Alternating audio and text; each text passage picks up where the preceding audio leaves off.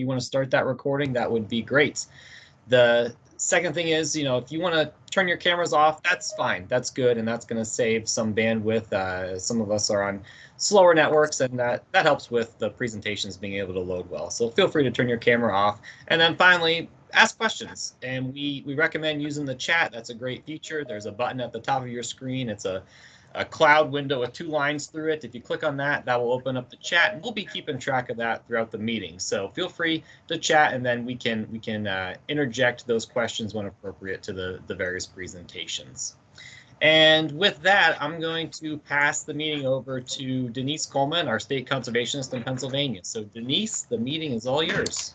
Well, thanks, Tim. And for those of you that don't know, Tim is our new state conservation engineer. Pete Vanderstep last early fall, and so Tim has taken on the task, and so certainly appreciate him being on today, but also for his good technical advice, and we're going to cover some of those issues in this call. So without further ado, I do want to introduce, we have 3 guest speakers today.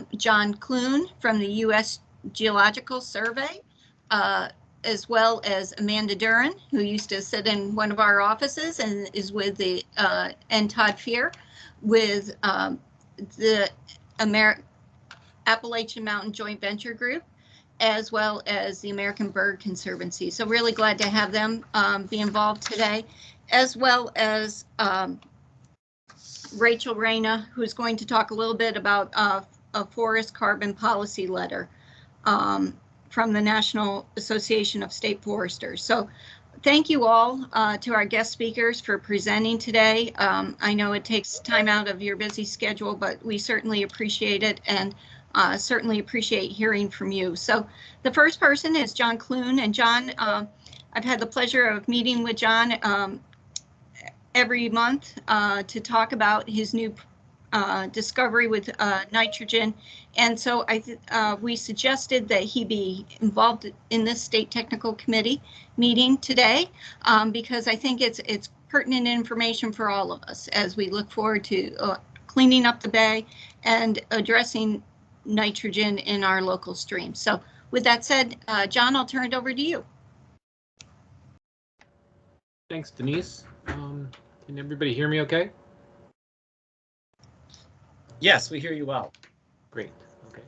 I'll share my screen here, and I'll turn off my camera to save some bandwidth for folks. Okay. Let's see here. So I have, I think, 20 minutes to talk. I will probably jump right into it. And this talk is about 20 minutes, and it will be released as a YouTube video soon that you could pass on to others.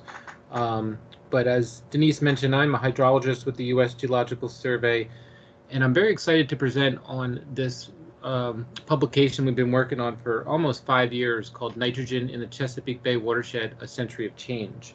Now, this publication and presentation is meant for a very broad audience. That being either regional, national, or international. So some of this information, you may know, some of it you may not, but hopefully this will be presented in a synthesized, simple format that you can share with a wider audience. As I mentioned, we're going to be releasing this as a YouTube video, and the 168-page document, if you want to dive into that, is actually online now.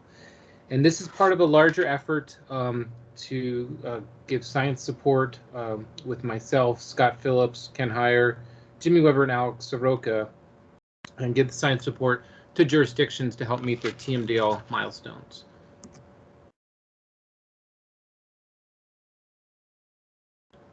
Okay, everybody see my screen okay? Yes, I can see it says the information is being provided. That's the slide we're on right now. And Great. Now it's transitioning to the USGS. Perfect. Okay. So again, keep in mind it's meant for a broader audience and hopefully something you can hand over to your constituents and stakeholders. But so the Chesapeake Bay is the nation's largest estuary, and the Chesapeake Bay has a watershed that's 64,243 square miles. It drains 6 jurisdictions: New York, Pennsylvania, Virginia, West Virginia, Delaware, and the District of Columbia. And John, the slides are loading a little slow for me. It still says USGS on my screen. Does it? And I can try presenting from my end if you'd like. Sure.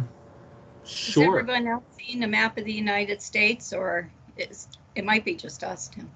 Right now, there's should be a slide of a painting. Yes, yeah, we the painting we can see slides that. up. I believe Okay. that's Grant and TA, isn't it? Yes, it is. Yes. Okay. Good. Okay.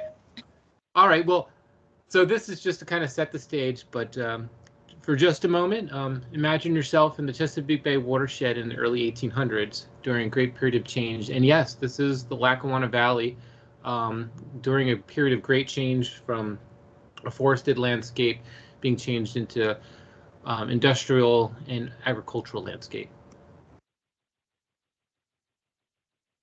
So hopefully you see a population graph. Did everyone see that kind of transitioning? Yes. Yes. Okay.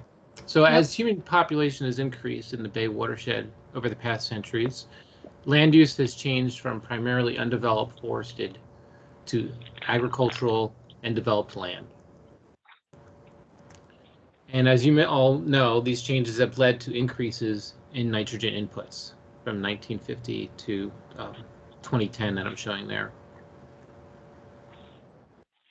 The nutrients, be it nitrogen and phosphorus, are major macronutrients necessary for plant growth, but in excess amounts create increased algae growth, decay, low oxygen for aquatic life.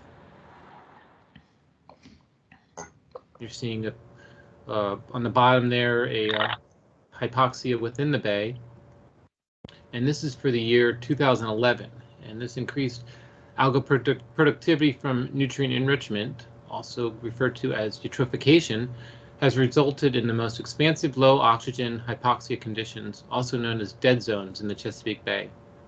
And that July 2011 you can see here. In fact, these hypoxic volumes in the bay have increased since the 1950s, as you can see in this graphic.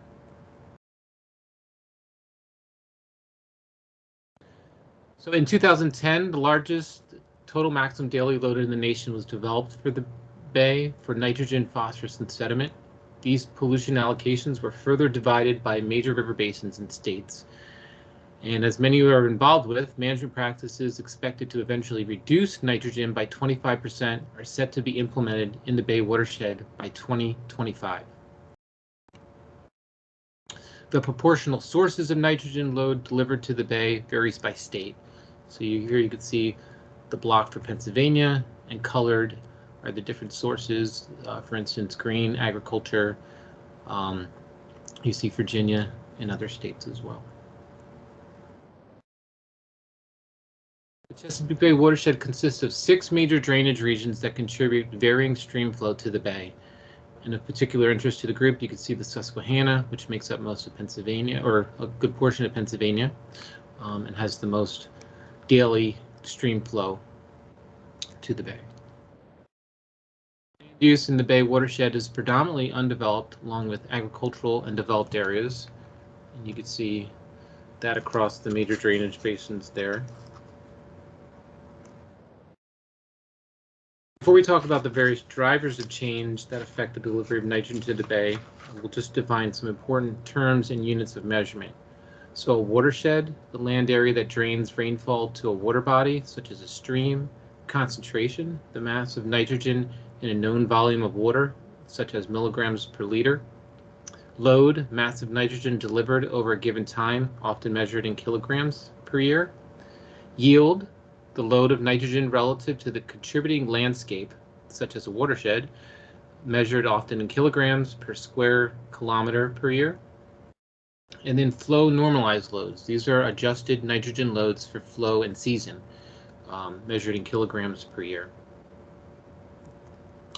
Let's also review the major sources of nitrogen and how it's cycled around the Bay watershed. So here you see atmospheric nitrogen, often deposited as atmospheric deposition. Then you have industrial fixation, leading to use in fertilizer, manure development, all surface water pathways, also groundwater pathways, and then the cycle is completed through denitrification back into the atmosphere. Lastly, it's important to understand the magnitude of those sources as inputs to the watershed and as exports to the bay. So seeing here estimates for 2010, you're seeing the inputs there on the left, and then what ends up going to the bay, you're seeing there on the right.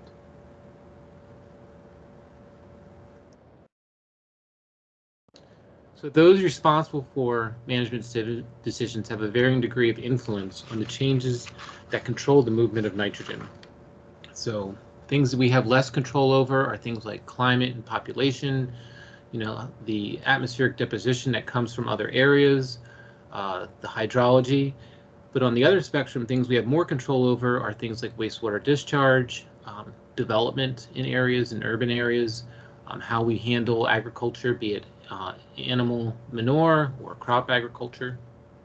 So there's varying degrees, and we'll go through these drivers. We're now ready to discuss the various factors that affect the delivery of nitrogen to the Chesapeake Bay. And we'll start off with looking at climate and hydrology, which resource managers have less control of compared to some of the others. So let's first talk about climate and how increasing concentrations of greenhouse gases like carbon dioxide that trap heat close to the Earth's surface has caused increases in the mean annual temperature. So you see a graphic here of heat that's released back into space, the heat that's absorbed, and the heat that's trapped in our atmosphere. That's very related to the amount of greenhouse gases present. Climate scientists use 4 major emission scenarios called representative concentration pathways, excuse me, RCPs, of either 2.6, 4.5, 6, or 8.5 watts per square meter for how increasing amounts of greenhouse gases could trap heat. So this is referenced, and you'll see in the next slides here that some of the climate projections that we're using are based off an intermediate scenario. So you see here the RCP is that intermediate scenario of 4.5. So with this scenario, the mean annual temperature across the entire Bay watershed is expected to increase by 2 degrees by 2050 compared to 1995, with larger differences likely in the most northernmost part of the watershed. And looking at precipitation, projected precipitation changes from 1995 to 2050 for the Chesapeake Bay watershed show a 6.3% increase in the average annual precipitation, with the largest increases occurring more in the south versus the north. So overall, when we think of climate, the Chesapeake Bay is experiencing a warmer trend, which shifts to drier summers and fall seasons, followed by wetter winter and spring seasons. So in this graphic, we tried to kind of summarize what we're seeing in the literature. Again, we talk about those greenhouse gases. They're going to cause, or expected to cause, more evaporation and precipitation. This increased precipitation is expected in the winter and the spring, more extreme events, increased evaporation and droughts expected more in the summer and the fall. And there's pros and cons. This may lead to longer growing seasons as we're starting to see more double cropping around the watershed, and then population increases as potentially people migrate further north because of the milder climate. But all in all, this was potentially going to change loads in the bay, and I think the literature is still up in the air on whether it's going to be increasing or decreasing loads, because if warmer temperatures bring higher rates of denitrification, it may offset some of the other increases in loads from some of these effects. So the components of the hydrologic cycle, precipitation, evapotranspiration, runoff, recharge, groundwater discharge, and stream flow, as you all know, store, process, and ultimately transport water and nitrogen to the Chesapeake Bay, as you can see in this graphic here. But this continued warming trends are projected to produce less snowpack and earlier runoff in the winter. So if you see here in the map on the right, basically this means places like the north are going to get more runoff, and that'd be less snowmelt in the winter, and it'll feel more like a spring type of time of year. Then when the spring does come in the future, there's going to be less runoff because a lot of that snowmelt has already happened more during those winter months. And then there's projected to be less of a change in the summer or the fall. So these seasonal effects in runoff will affect the export of nitrogen. And again, I think the literature isn't concise on what those effects are going to be, but just knowing that there's going to be these changes is important for, I think, management considerations. So let's not forget about the groundwater transport of nitrogen. So as many of you know, this graphic shows, the time it takes for groundwater and nitrogen to reach streams, also often referred to as lag time, can range from days to years. That means in some areas, the effect of management actions may not be realized for decades to come. So you can see here, these groundwater flow paths here. Some are shorter, some are longer, up to decades before reaching the stream. At the regional level, local resource managers have less control over atmospheric deposition and land use changes, driven often by population growth. So here we're looking at atmospheric deposition, and emissions can lead to the atmospheric deposition of nitrogen, be it wet and dry, downwind from the sources after being transported in the atmosphere. So if we look at just the oxidized forms of atmospheric deposition, these atmospheric oxidized nitrogen deposition across the bay has shown a declining trend since the 1990s, largely due to the air quality management actions required by the Clean Air Act that were implemented about 1995-1996. So you can see that period that these oxidized forms of nitrogen, say from power plants and vehicles, really decreased. These other sources, mainly from agriculture, these reduced nitrogen deposition across the Bay watershed, though, has shown a slight decline or no trend. So this may be an opportunity to see how to reduce those inputs of atmospheric deposition to the watershed. About half of that oxidized nitrogen I talked about, emissions that contribute to the atmospheric deposition loads to the bay, originate from an airshed that is much larger than the actual watershed. So this is kind of getting into the point of there's things we have less control of and more control of. And here's an example of, we can't always control what's going on outside the watershed, but we have benefited from the implementation of the Clean Air Act and the less emissions and eventual atmospheric deposition landing in the watershed. So if we look at atmospheric deposition today, it's widespread across the Bay watershed. The highest values occur in developed areas such as Washington, D.C. and Baltimore, and areas of intensive agriculture like southeastern Pennsylvania. So now moving on to land use. Since 1950, population growth has increased exponentially in the Bay watershed, generating activities that have produced excessive nutrient and sediment inputs to the rivers and streams. And you can see here this graphic of just Ashbourne, Virginia, changing greatly from 1991 to 2018, becoming much more urbanized. So since 1985, development has occurred mostly at the expense of natural areas and agricultural areas. So you could see natural areas declining here, as well as pasture and cropland, and then these developed areas is increasing.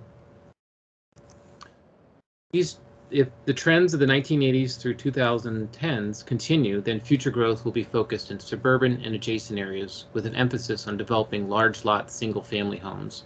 So you can see here the area of future development out to 2050. A lot of these areas here are sort of potentially 50% impervious urban areas expected around these areas. Lastly, local resource managers have the most control over agriculture and development. So since 1950, acres in farmland has decreased, but crop and animal production has remained relatively constant, due in large part to the intensification of agriculture.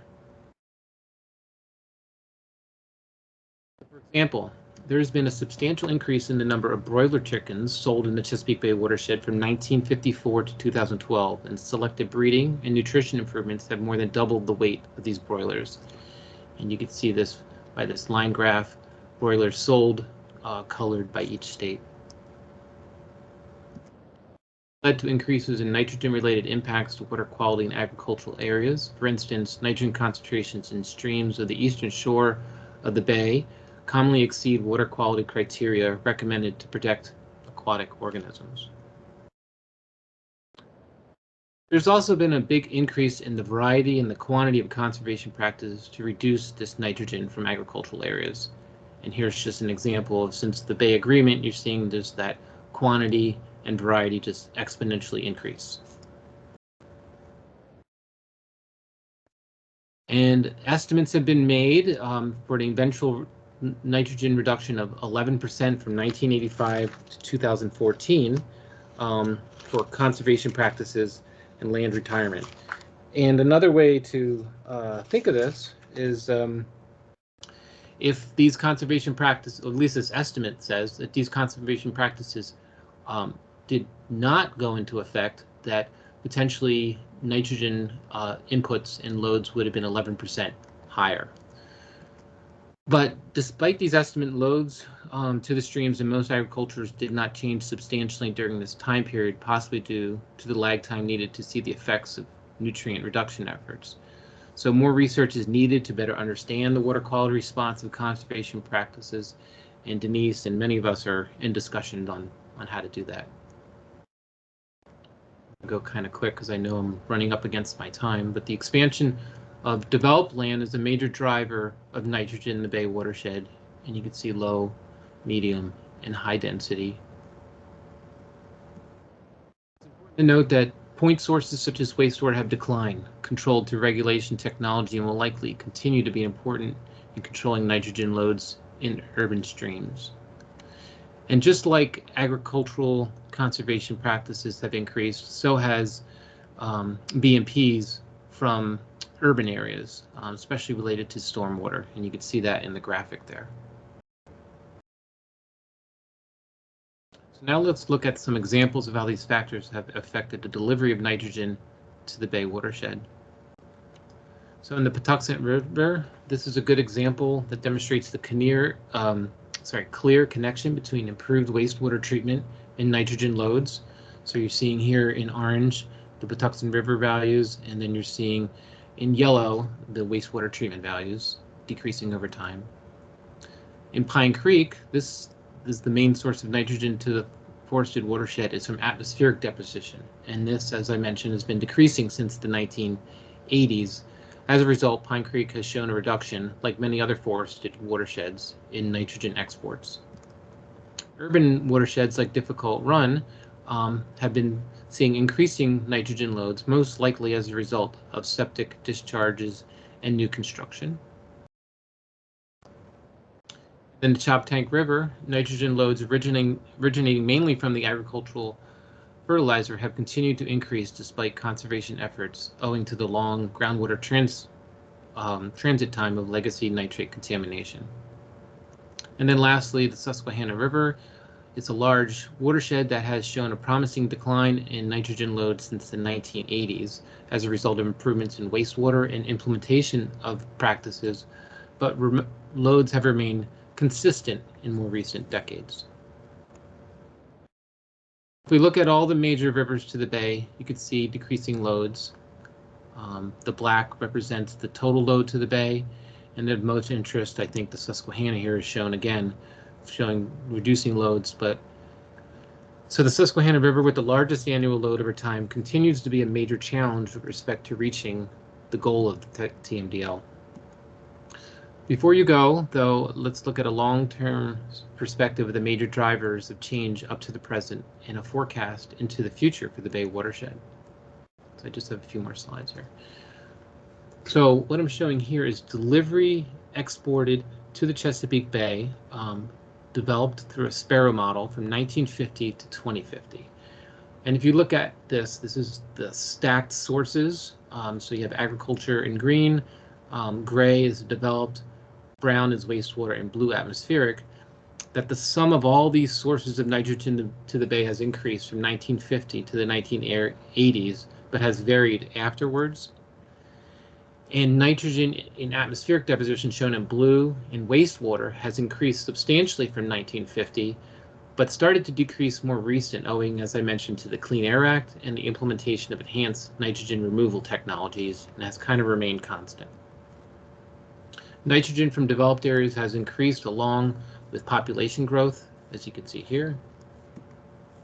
And then nitrogen from agriculture has continually increased from 1950, owing to the widespread use of chemical fertilizer and manure from intensification of animal agriculture in some areas. So you're seeing here two scenarios for agriculture that we highlight, which is the largest source of nitrogen to the watershed. So this both increasing and decreasing amounts of fertilizer and manure sources suggest that even out to 2050, the export of nitrogen to the bay presents a challenge to the nitrogen load targets.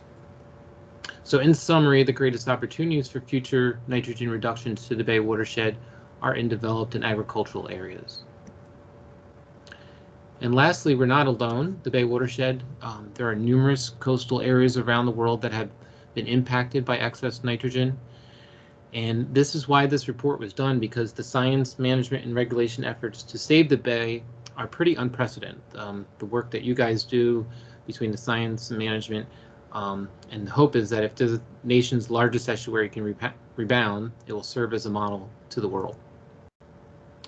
So for more information, you can look at the entire 160-page document, and pretty soon I mentioned this will be released as a YouTube video that you could share with others, and I can be reached, or any of the other authors that contributed to this report. I thank you for your time, and I'm sorry if I've gone over a few minutes, but I appreciate the extra time. Great information, John. Very, very well presented. Does anybody have any questions for John? There's no questions in the chat, Denise. All right. Thank you, John. Thank you so much for your presentation today. It's great messaging, insightful report, and looking forward to delving deeper into it. So thank you for the good research and leading the charge on this one. Much needed. So moving on, we have Todd Fear and Amanda Duran with the Appalachian Mountain Joint Venture and the American Bird Conservancy, and they're here to talk about the Regional Conservation Partnership Program project. Todd had presented to me a kind of the outcomes of what that project, what the results of that project were. If you folks recall, in about 2015, we funded a Regional Conservation Partnership Program cost share agreement. It was many cost share agreements of landowners under that partnership agreement with American Bird Conservancy. And they did a lot of work. And Pennsylvania was one of the states where a lot of work was done, maybe more so than other Appalachian states.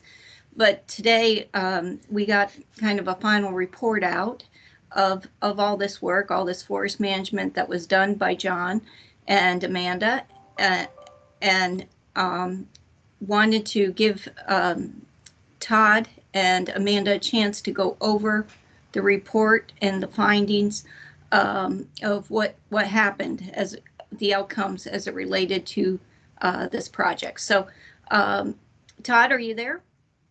Yep, I'm here. Can you hear me? I can hear you just fine. Thanks, Todd. Take it away. All right. Well, thank you, Denise. I really appreciate you inviting us to present today and talk about the RCPP project.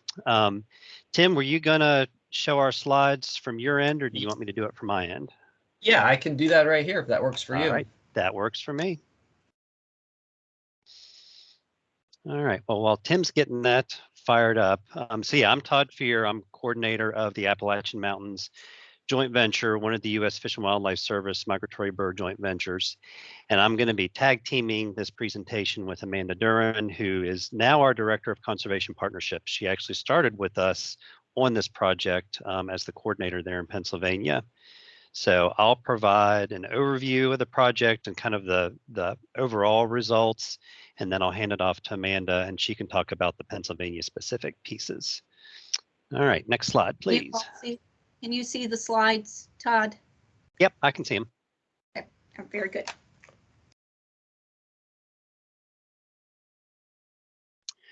All right, so let me start off just outlining why we did this project in the first place.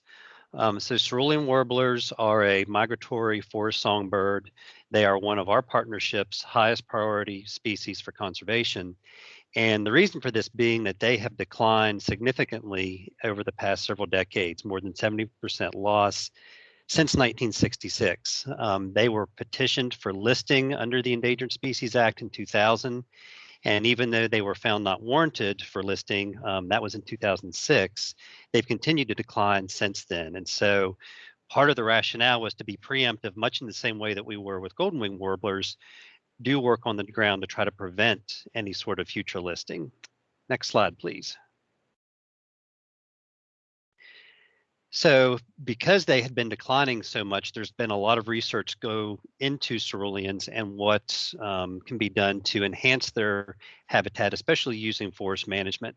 And a lot of that culminated in the development of management guidelines that were published in 2013 that highlighted a lot of different techniques and a lot of different ways we can use forest management to benefit this species. And so when the RCPP announcement first came out right after the 2014 Farm Bill, we saw that as a really great opportunity to take these guidelines and use them to do private forest management on the ground. And so that was the impetus, if you will, for this project. Next slide, please. So this was a 5-state project overall. West Virginia was the lead state for us, and then Pennsylvania, Maryland, Ohio, and Kentucky were the other states involved. We had over 20 partners involved with this project that ran the gamut from federal agencies, state agencies, universities, NGOs, and other partnerships to really make this thing happen and be successful. Next slide, please. So again, this came out on the very first round of RCPPs in 2015. And then we completed it last May. We got a 1-year extension to make it a 6-year project. We received $8 million from NRCS in FA and TA funding, and that was matched by over $8 million in partner contributions. We had 3 kind of segments to this project. The forest management segment, which is what you're going to hear the most about today, and it's what we did in Pennsylvania. And there we had a goal of enhancing 12,500 acres on the ground, and that was across West Virginia, Pennsylvania, and Maryland.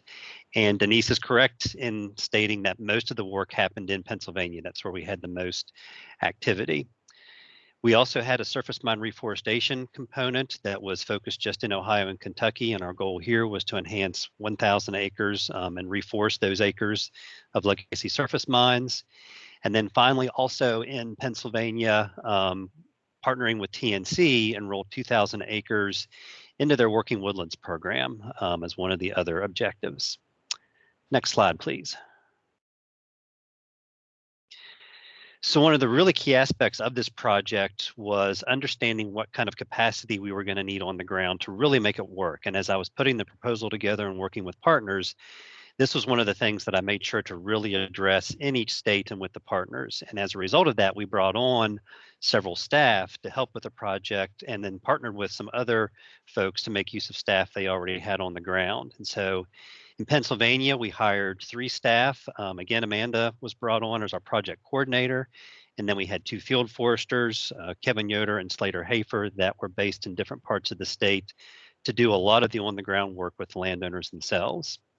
In West Virginia, we hired Kyle Aldinger through a partnership with National Wild Turkey Federation. Some of you, I think, probably know Kyle. He's actually on permanently now with West Virginia NRCS. For the surface mine reforestation, we hired Kylie Schmidt to oversee that work, and she was a staff of Green Forest Work. And then we partnered with Indiana University of Pennsylvania, Jeff Larkin, to use one of his field foresters in Maryland to do the landowner work in Maryland. Next slide, please.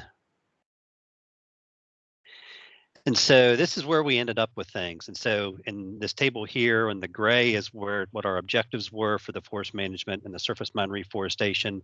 And then the green is where we really ended up on the ground. And in the bold there, you can see our total acres that we implemented at the end of the project was 8,676. So we fell short of our goal, but that wasn't for any sort of lack of interest or anything. We obligated all of our FA. And the issue was just underestimating what some of the contract costs were going to be, especially invasive species control. That ended up being a much bigger and more expensive issue than we anticipated. And so it ate up more of our FA than what we had initially estimated. And then Pennsylvania, you can see again, just short a little bit of our acreage goal in Pennsylvania. But again, overall, very happy with where we ended up, and especially with the interest we had for this work with private landowners. For the reforestation work, surface mine reforestation work, similar issue where we fell short of our acreage goal. And that unfortunately there was due very much because of COVID and COVID impacting our partners' ability to get out and meet with the landowners and do the work on the ground that they needed to do. And then what's not in this slide, but the easement piece of it with Pennsylvania NRCS, or excuse me, Pennsylvania TNC, they enrolled 8,200 acres into their Working Woodlands easement program. It was a really big easement, so far exceeding the initial 2,000 acre goal that we had for that. All right, next slide, please. So for me, one of the best pieces of this project, the most rewarding pieces, and I could spend lots and lots of time talking about this and unfortunately can't here, but was working with the landowners themselves and working with partners and really cultivating strong partnerships, strong champions, both on the partner side as well as the landowner side. And these are just a few little examples here. On the left, that's Barb McWhorter. Some of you, I think, probably knew Barb. She's retired now, but she was the NRCS forester in West Virginia. And she was instrumental in helping me put this whole project together in the first place. She provided a lot of input and feedback when I was putting the proposal together and helped me better understand a lot of the ins and outs of NRCS, which I was still learning at that point in time. And so not too long before she retired, we recognized Barb for just the commitment she had in helping this project be a success. We've had several landowners really step up who enrolled in the project and just really became proud of the work that they were doing and wanted to get other landowners engaged, wanted to be advocates for the work. And so in the top kind of rectangular picture there, Stephen Zook, who's a Pennsylvania landowner, he's in the middle with the blue shirt and blue tie. This was one of our meetings with NRCS leadership in DC with then Chief Lohr, just to talk about RCPP and the importance of farm bill programs. And then in the bottom there, the gentleman on the left in the green t-shirt, that's John Cobb. He's a West Virginia landowner that's just become a huge supporter of this work. He holds workshops on his property to talk about what he's done. He and Steve have both participated in our joint venture management board meetings, and they've just become really great advocates for doing good conservation on the ground and getting private landowners engaged. And that's just been, again, for me, that's been one of the real wonderful outcomes of this project. Next slide, please. All right, from here, I'm going to hand it off to Amanda and let her talk about a lot of her work that she did while she was coordinator. So Amanda, it's all yours. Thanks, Todd. And thanks, Denise, for that introduction. I did spend a number of years in the Bloomsburg office, so it's great to be back and seeing a lot of familiar names in the attendees today. But Todd just asked me to talk a little bit about how we were able to enroll landowners, implement practices, and ultimately reach a lot of our goals for the RCPP in Pennsylvania over the life of the program. And so, as many of you know, outreach is a key component to starting any of these types of projects. So the outreach goals, of course, for this program were to find landowners to participate, and also to just build program support, build support for this program among consulting foresters and other NGOs and people that interact with forest landowners on a daily basis, so that they would know that this program was available. So the techniques that we utilized to be able to reach those audiences were a series of mailings. I believe we did 3 separate outreach mailings to landowners across the state. Number of presentations at everything from forest landowner groups, hunt clubs, different forest landowner organizations, statewide, local, things like that, birding clubs, and then of course, networking with other NGOs and other agencies, including DCNR, the Game Commission, Nature Conservancy, were all important partners for networking. And then we offered a field tour to show off some of the practices that are available through the program that might interest landowners. And we actually hosted as well a workshop for landowners near the Allegheny National Forest to help demonstrate some of the practices that might be available and what some of the implementation could look like on the ground. Next slide, please. So just to summarize how some of the outreach actually ended up working for us and where we were able to source some of those contacts, we ended up overall, through the life of the project in Pennsylvania, we interacted with 360 different landowners, just specifically talking about the cerulean RCPP. And this pie chart just gives you an idea of where those, the majority of those contacts came from. You can see a huge piece of the pie there is Nrcs Referral. So when I say that, I mean, local staff that saw that this program was available and either called me or reached out to the landowner and said, hey, I think this program could be a good fit for you, and connected me with them. So that was a huge source of contacts for us, and also just a great source of being able to speak to landowners who maybe didn't even know that they could work with NRCS to do forest work, to do any practices on their forest land. But then you can see also the outreach mailing led to a number of different contacts. The consultant there, that field just indicates folks that came to us through a consulting forester or other professional that they had worked with that knew about the program and recommended that they contact us. And then I of course have to highlight the Golden Wing Warbler Working Lands for Wildlife program, which was started in Pennsylvania prior to the RCPP and was just really kind of a trailblazing program for us in terms of how to identify landowners and work with landowners to do forest management. And so a number of our contacts, about 10% of those, came as a referral from that program, where maybe their forester met with them and the Golden Wing forester met with them and said, not a great fit for the Golden Wing program, but there's this other program that would be a good fit for you. So that was another significant source of contacts for us. And I just wanted to point out the image there on the left-hand side. We did end up putting together a report with some insights and more detail on how we came to make these landowner contacts. So if that is of interest to anyone, I can share my email address. I'd be happy to share that report with anyone who might be interested. Next slide, please. Just a little bit more detail on the sources of the applications and contracts that ended up coming out of those outreach efforts. So out of those, 360 or so landowner contacts, of course, the goal is to have those landowners submit applications that ultimately become contracts. And so out of those NRCS referrals, which were, of course, the biggest piece of that pie, we had 103 applications, and about half of those ended up going to contract. So you can see just the comparison there of the sort of the number of applications and how many of those ultimately ended up becoming contracts, you can see that the conversion rate tended to be about half, but was very high, right around that number particularly for consultants, for forest professionals that had already been working with those landowners and recommended them to the program. Next slide, please.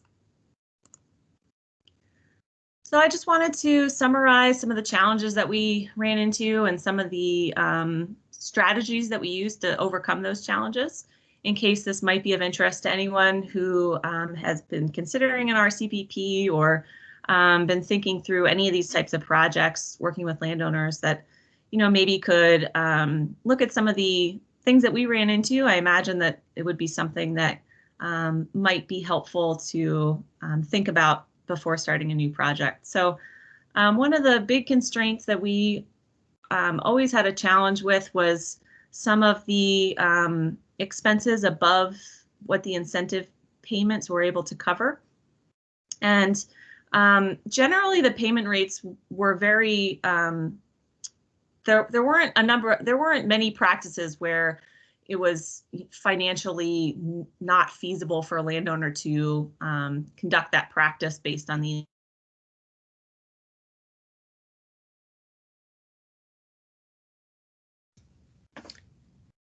I think we may have lost you, Amanda. those practices, of course. Sorry, can you hear me? Yes, I hear you now. Sorry about that. No problem. I might have lost my internet or something. Did you, were you hearing me discussing the financial constraints, or did I cut out before I got to that? Right at the, you might as well start with that slide, start over, Amanda, if you don't mind, but it could be us here within our office, but yeah, it just cut out as soon as you got to financial constraints. Okay, thanks. Yeah, so I was just saying that as there is with any sort of management project, occasionally, well, usually there are some out-of-pocket costs and upfront costs associated with that work, and sometimes those were kind of a barrier to entry for some of the landowners. So there were some strategies that we considered and worked through to try to get through those costs, in particular with issues surrounding maybe a landowner who had to potentially have a high out-of-pocket cost in the beginning before they would receive their reimbursement through NRCS. Or I should say, receive their incentive payment from NRCS. And then there were some challenges associated with coordinating over endangered species concerns.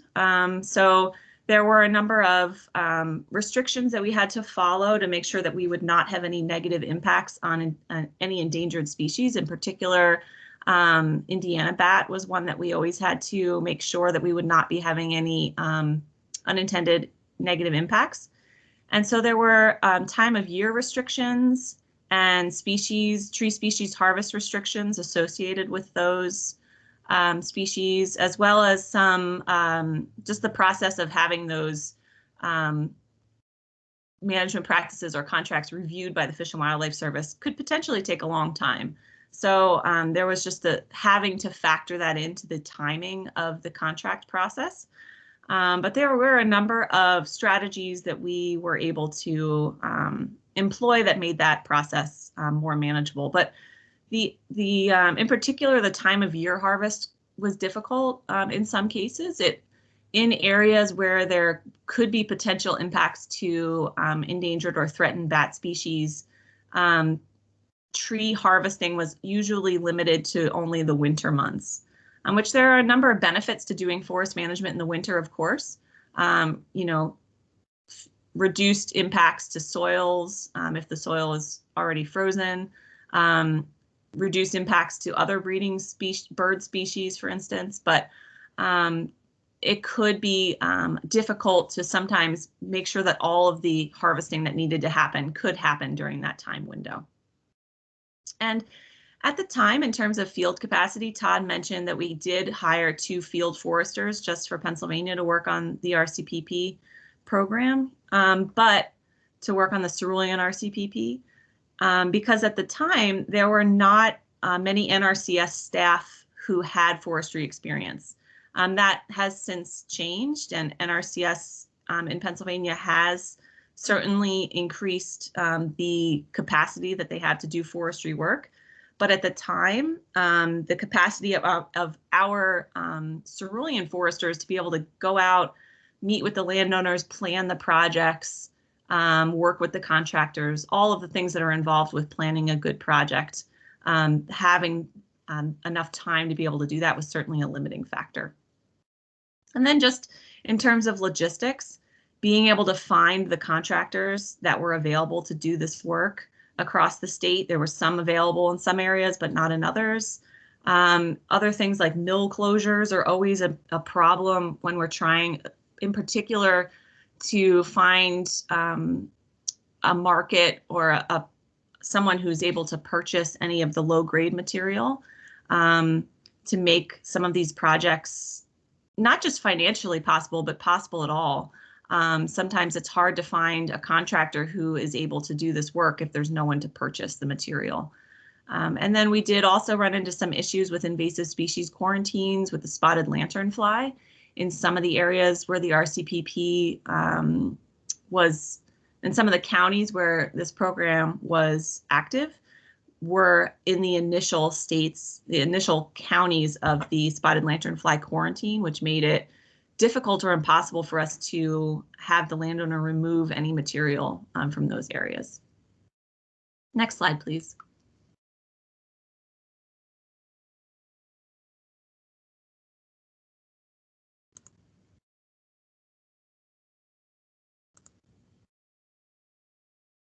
Can you still hear me? Yeah, has the slide loaded? Not on my end.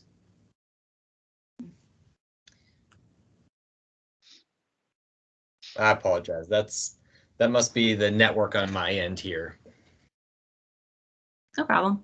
I can start talking through some of the strategies that we used, and then whenever it loads up, that'll be fine. So to help get it through some of these financial constraints, we did try working with some other financial incentive programs to try to help landowners who maybe would not have been able to participate without some additional financial assistance.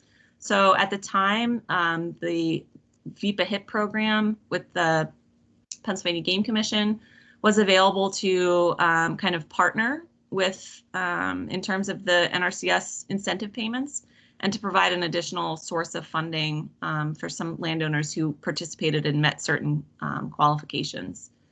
And then we also had a partnership with the Alliance for the Chesapeake Bay, who was experimenting with a program to help landowners kind of work together in these forest landowner networks. And they had some grant funding to enhance the incentive payments that NRCS was able to provide. So that was another additional source of funding for some landowners to participate. In terms of the endangered species coordination, we were able to implement a really thorough screening process that helped us understand whether the endangered species in the area were going to prevent us from being able to do any work, or whether we would just have to follow those restrictions. And then also a big thank you to Jim Gillis and Peter Hoagland for working with us on developing some standard avoidance measures that we were able to incorporate into our contract language, so that the Fish and Wildlife Service was able to see the restrictions that they wanted to see in our actual contract language, and then they were able to approve the projects much faster. So that helped with the long review process as well. In terms of the field capacity, I mentioned that, you know, the NRCS's capacity in Pennsylvania for forestry has certainly increased since the time in 2015 when we started this project. But again, just really great communication and work with the state forester, state biologists, the state office in general, and the local offices to help understand what capacity there was and how we could best use our foresters to enhance the work at the local office.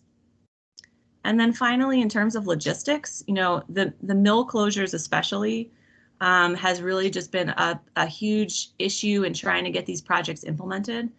And there's not much to do in that area except to just work as hard as we could prior to signing the contract to make sure that the landowner would be able to get these projects done, to try to work with contractors as early on in the process as possible to make sure there'd be a market, or at least a contractor who was able to come in and do the work, even if the landowner would have to pay them to do that work.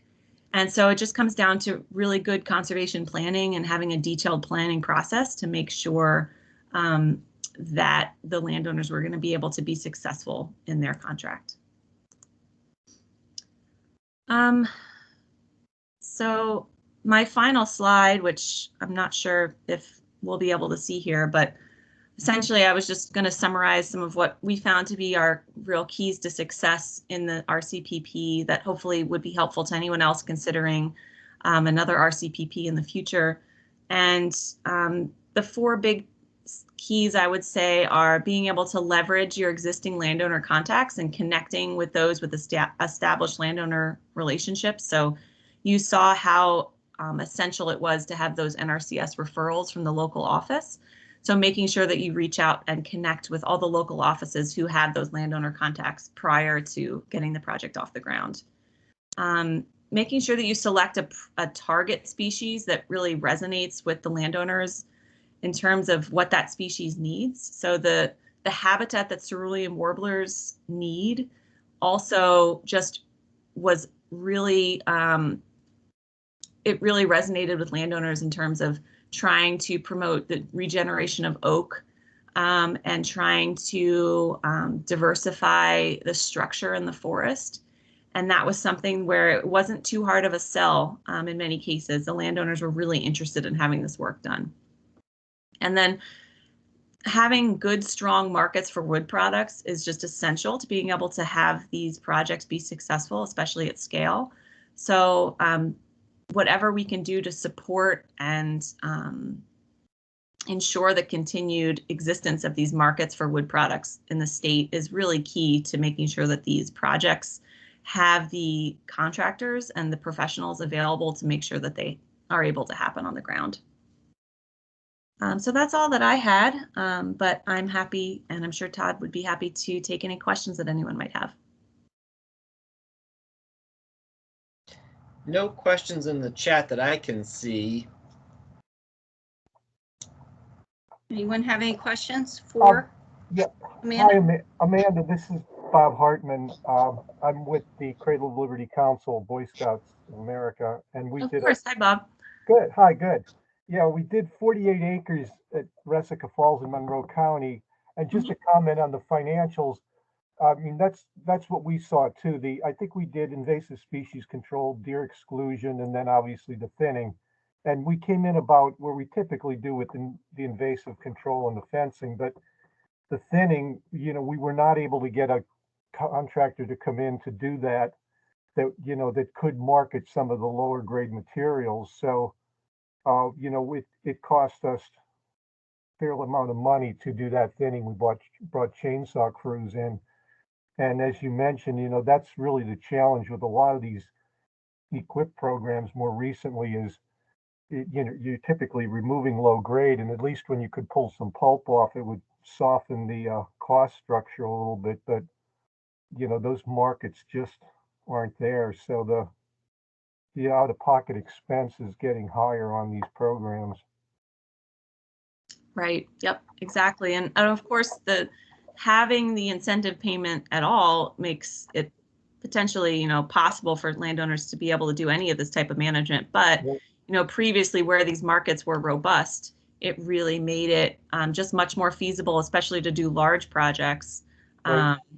And so anywhere that we can try to support and maintain the mills that still exist, it's just so important to be able to do the type of management that is sustainable and has these ecological benefits. Right. But thanks, Bob.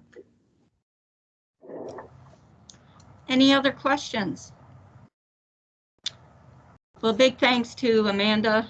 She was the point person in Pennsylvania to ensure success. And a big thanks to the ABC foresters who helped us, as well as can't thank enough the service foresters with DCNR Bureau of Forestry, because as Amanda said, when we didn't have the skill set, Bureau of Forestry came in and assisted. So big thank you to everybody for this project. I think we had good outcomes.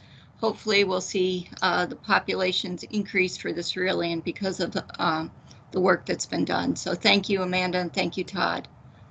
Moving on, we have Rachel Reyna here from the Bureau of Forestry, and she's here to talk about the Forest Carbon Policy Letter from the National Association of State Foresters. So, Rachel? All right. Okay, I am having some bandwidth issues, so hopefully I will try to shut down everything that might possibly be accessing the internet on my computer. So hopefully that will help. I'm going to try to share my screen here. Let's see if this works.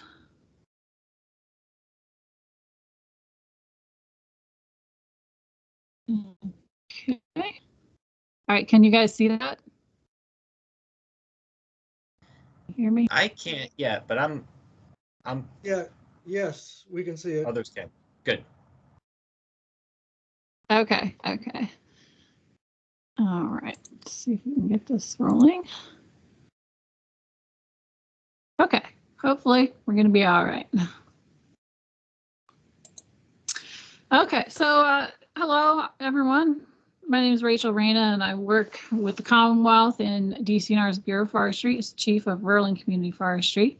So I really appreciate Denise and her invitation to come out and chat with all of you for a few minutes about this guidance paper on forest carbon markets that was released by the National Association of State Foresters. So that's also known as NASF, which is how I'll be referring to it.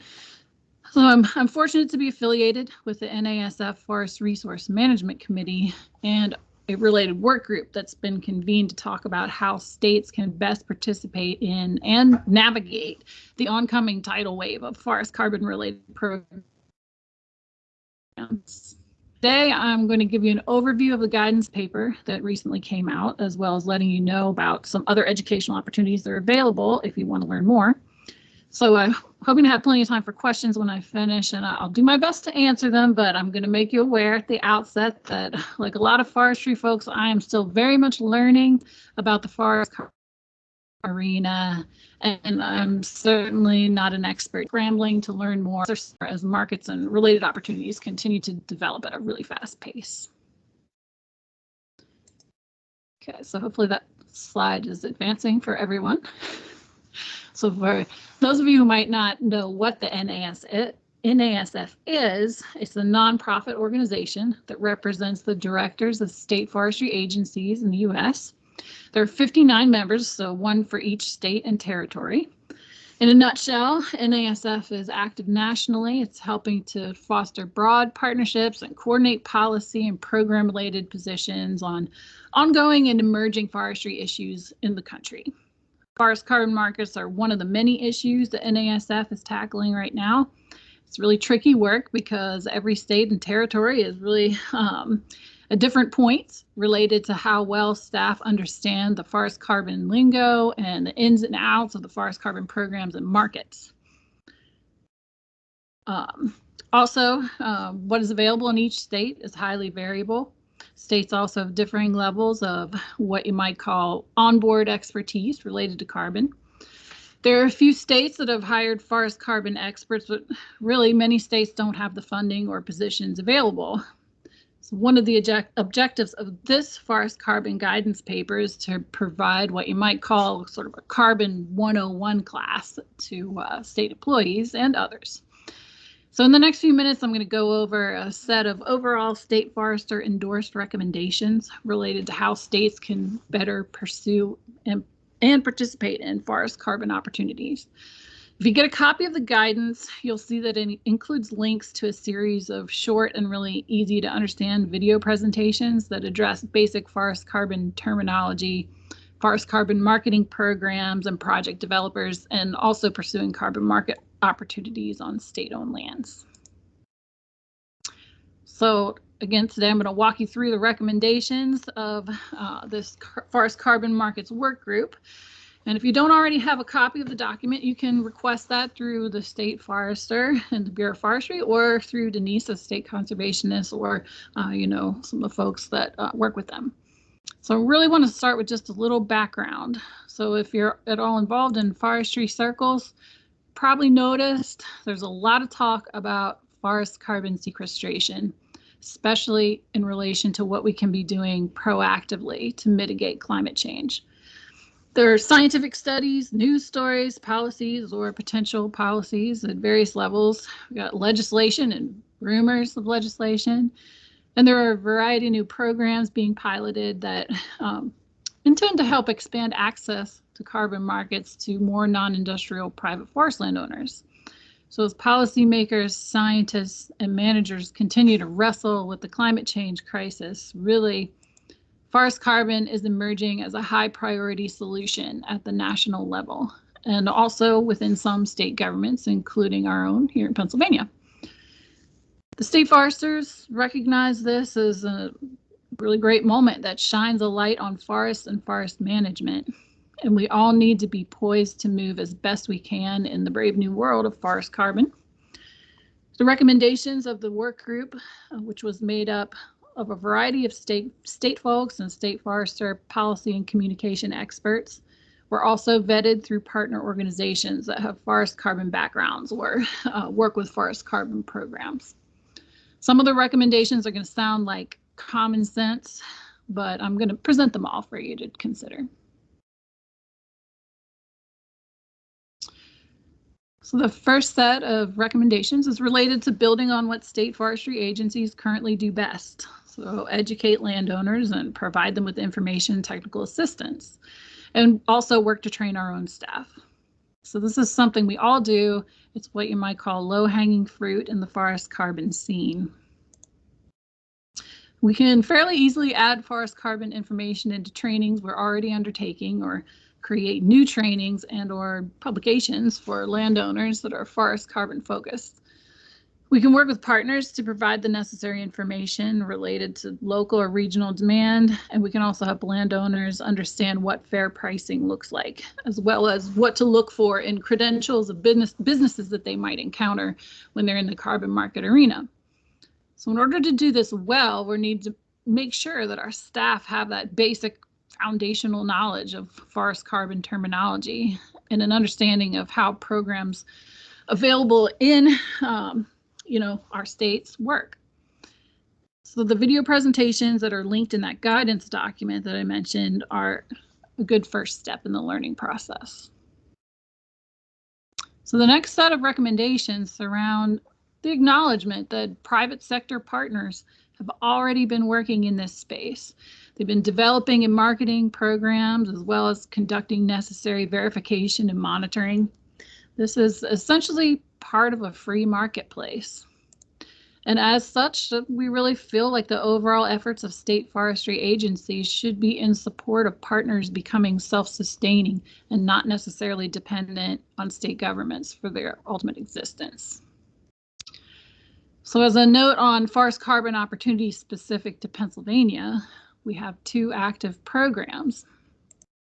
One is the Family Forest Carbon Program through the American Forest Foundation. This program pays participating landowners for two different land practices: Enhancing the Future Forest, which pays for control of invasive vegetation, and Growing Mature Forests, which intends to allow forests to grow older and larger trees. These programs require commitments of 10 and 20 years, respectively. The other program going on now in Pennsylvania is run through a company called NCX. They pay landowners for 1-year commitments if they will defer harvesting in that year. So these are obviously oversimplifications of these programs. If you have an interest in finding out more about either of them, I encourage you to visit their websites. So I've heard rumors of a third program coming to Pennsylvania, but I haven't heard that that has begun as of yet. So we realize that states may need to fill some gaps while the industry matures. So some potential activities that states might undertake are aggregating land ownerships, which helps create that scale necessary for some of the opportunities available. Preparing or reviewing carbon project management plans where that's applicable, implementing existing protocols for verification of carbon additionality, which will depend on the program or types of programs available in the state, monitoring of projects, assisting with innovative forest carbon programs. So an example of that would be that Family Forest Carbon Program that the American Forest Foundation has going on in partnership with the Nature Conservancy. So while we really hope that self-sustaining programs are what happens in the end, we want to acknowledge that depending on the situation, some states might have to play a more permanent role in order to have the most access for landowners in their area. And any significant expansion of the role of states and territories in forest carbon market programs is likely to require additional funding. Some states might pursue a fee-for-service model in areas where private industry is not able to meet those landowner needs.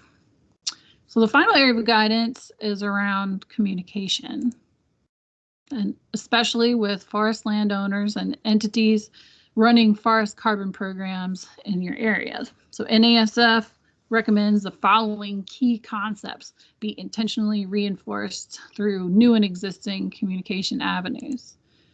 Forests have many social, environmental, and economic benefits beyond the carbon that they store. We also want to remember urban and community trees are also carbon sequestration workhorses. We want to remember the benefits of long-term carbon sequestration also extend to durable goods made out of wood. We want to work to reduce the risk of catastrophic fires, insects, and diseases, and that helps keep carbon sequestered longer in the environment. Whoop. There we go. Active forest management can keep carbon sequestration rates higher on the landscape, and it also helps increase the many other benefits that forests provide to society. And overall, we need greater standardization and simplification of project development requirements, which will help landowners understand and become interested in enrolling, and hopefully improve practitioner participation also. So in addition to guidance for the states and territories, the work group also made some requests of NASF itself. So we recommended that NASF advocate for the bundling of environmental services beyond carbon to include things like water. This will expand opportunities for landowners and help keep more forests as forests. NASF should advocate for revision and or expansion of cost share programs to emphasize and communicate carbon benefits. NASF should also advocate for the development of carbon inventory technology that is more affordable and user-friendly. An inventory like this could have applications beyond carbon and could help us to better communicate the overall value of our programs and services. So I've gone over the main guidance portion of the recommendation document, but there are a few appendices that you should think about reviewing on your own. So the first appendix provides an overview of what's happening across the United States related to forest carbon markets, and also has some speculation on what might happen in the future. It also goes into succinct discussions of issues that need further consideration, such as additionality, standardization, aggregation, bundling, effects of traditional forest products markets, pricing, the role of fire, and that sort of thing. It's a pretty quick read, and it also gives you kind of a feel for what's going on all over the U.S. So in Appendix 2, that covers what's afoot related to legislative and policy proposals at the federal level. So there are a lot of proposals out there that you might want to be aware of. It's an excellent distillation of all the key points. And Appendix 3 contains a scope of work of that NASF Forest Carbon Markets Work Group and lists the members of the team. And any of those folks are great people to reach out to if you have specific questions or you want to know more. So it's been like a really quick overview of the recommendation document. So Encourage you to get your hands on a copy of it, and hopefully it sparks conversation on how to interact with forest carbon programs that are available right now in Pennsylvania, or some that might be coming soon. And as I mentioned before, if you're interested in further information, please check out the links in that guidance document for those short training videos. So there are 4, but you could skip the first one because that's me giving an overview that's very similar to this one. But the other videos that you might want to check out are related to essential carbon terms and concepts, carbon marketing programs, projects and project developers, and exploring carbon markets for state-owned lands. So thanks so much for the opportunity to chat with you guys. I'm happy to take any questions, and hopefully my voice didn't cut out too much because I can't see the screen yet. So We're monitoring the chat, Rachel. Okay, thanks. Okay, let me, I'm gonna get out of this. And does anybody have any questions for Rachel? Okay. With that said, Rachel, thank you. Very important topic, and up and coming topic. It's been around for a while, but we're going to see increased emphasis on carbon sequestration. So thank you very much for the discussion today, and appreciate taking the time to present. Moving on. Thank you. Thank you. Moving on, we're going to go to the technical reports, and our own Tim Peters, state engineer, will give the overview for engineering. All right, thank you, Denise. I appreciate that. Quick engineering update. I don't have a whole lot to say today, but did want to give a couple of slides here for where we're at on the engineering end of things. And hopefully my slides are loading okay for you, but give a yell if I need to slow down at all. First, wanted to highlight that, as I've said in past meetings, we're in the middle of reviewing all of our standards as part of that 2018 Farm Bill. We're still in the process. Nationally, they're still in the process. At the state level, we're still in the process of going through all of our standards. Now, you have seen 10 different standards come out that we have gotten through the state level. I've sent 10 out to the committee here, and those 10 are listed under the column comments returned. And those 10 are ones that are ready at this point to get out to photog. So that will be happening later this year, probably within the next couple months, most likely is what we'll do with those 10. There is one standard out to you, to the committee right now, and that is the 410 grade stabilization structure. So if you have any comments, please get them back to Ted. Love to hear from anyone on any thoughts related to that practice. And then along with that 10 and then the one that's out, we're going to have 8 more coming out very soon, probably within the next month before our next meeting. And those 8 standards we're currently working on compiling comments from our area engineers. They've submitted their thoughts back, and we need to get those standards to a place where we like them at a state level, and then we'll get them to you to review. And once again, really do appreciate the comments that come back. So please continue to do that. Next thing I just wanted to highlight, this is on my radar here. We are considering doing something with geotextiles. Nationally, at a national level, we have a Design Note 24, which covers geotextiles, but that was developed in 1991. So it's a little old, and that's where a lot of our guidance comes from right now. So there's been a lot of updates and changes on geotextiles, and so we are thinking of doing something at a state level. Nationally, they're also working on some updates to the National Engineering Handbook, but we may do something a little bit quicker here at a state level to give some guidance, more guidance on geotextiles. We use geotextiles all over the place, woven and non-woven geotextiles, specifically for under access roads or heavy use areas, for separating layers of aggregates, and for just providing some stabilization is where the focus of that design guide could lead. So it's on our radar, and we'll something to look forward to down the road. Now, a big thing that's been consuming us on the engineering end in Pennsylvania for big parts of Pennsylvania is the EWP program, our Emergency Watershed Protection Program.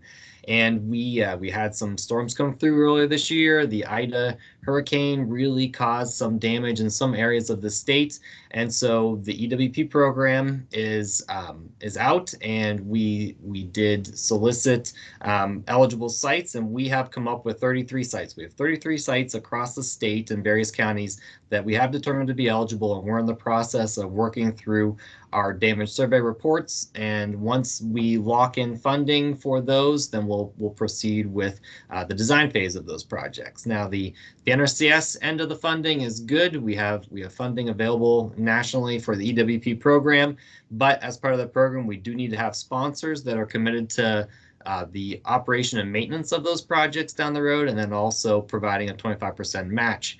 And so DEP provides those funds a lot of times, and they have some funds this year, but not enough to cover all the projects as of right now. So we're hoping to find some more matching funds, and we feel that we may be able to do that through DEP. We'll see how that plays out, but total construction cost that we're estimating is just under $3 million for those 33 sites. So a lot of good work that could be done through EWP. And dams, I usually say something about dams in these updates, and we have been working hard at the Beaver Creek Dam in Chester County, and this rehab, this picture shows the rehab so far, and what we did is a roller compacted concrete drop structure for the auxiliary spillway. And you can't really see that because we brought topsoil back over top of that, and we planted seed on that, and that vegetation is starting to grow. But that is a stabilized auxiliary spillway, and that was a lot of work on our end. And we got a lot of good work done at Beaver. And additionally, some more slides, we also are doing some work on the riser structure, and there is some more work that still needs to be done, but the project is at a standstill right now. We're on winter shutdown for the time being, and we will be able to get back to finishing up that work in the summer after the nearby nesting bald eagles take off from their nests. So that will be the next step for Beaver. We're getting close. And then what else is coming up? Well, we have one other project that we anticipate construction will likely happen this year, and that is the Contentville Dam in Crawford County. And we list what we're doing there for the project, but we're doing a realignment of the auxiliary spillway, and we're changing the training dike that's right there. We're going to be doing an installation of a sheet pile wall along the outside edge of that auxiliary spillway, and then we're going to do some treatment to some dispersive soils that are at that dam. There's some other work being done to drain pipes and filter diaphragms at that project, and all of that will be part of the Contentville Dam in Crawford County construction that may start later this year. We're anticipating will start later this year. And here's just a plan view of that project. It's a blown out view, but that is the dam that we'll be looking at. So some more things to look forward to on the engineering end. And that's what I have from an engineering perspective today, and I don't see any questions in the chat. Do we have any questions for Tim? Okay. Okay, thank you, Tim, very much. And moving on to Dan Ludwig, our State Resource Conservationist, who's going to give us an update on the ecological sciences side of the house. Thanks, Denise. Just a few updates. No real presentation for you all this afternoon, but as Tim is showing, one of the big things that just came out today, seems how Tim started off with conservation practices. I will continue with that. And what was released today, and Tim is showing, is the notice of the Federal Register. There's 13 practices that are now out for comment nationally. So they're working on updating those, and of course the natural progression is they update them nationally, and then the states adopt them, and then we make our additional comments as we adopt it here in the state. So take a minute to review this at your time. The nice thing is it goes through for each practice, basically gives you a brief synopsis on what is being changed from the current standard on the books to what's being proposed to be implemented by NRCS. And on top of that, as Tim mentioned, there are some standards that we are currently working on now that will be coming out for y'all to review. We've got our fence standard. That's Susan Perry, our state grassland conservationist, will be working on that. We also have our windbreak and shelter belt establishment and renovation. So there's been a change with that. Before that was split into 2 practices. Now it's been combined into 1. There's kind of a new practice. It's called Vegetative Barrier. I've been talking to Mark Goodson, and he would like to look into adopting that here in Pennsylvania. And then also for on the grazing side of things, forest harvest management will be updated, as well as the herbaceous weed treatment that's applicable in both forest land and on pasture.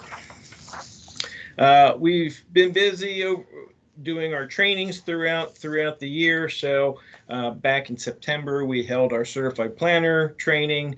We had 12 planners come to that who are looking to become level 3 certified conservation planners.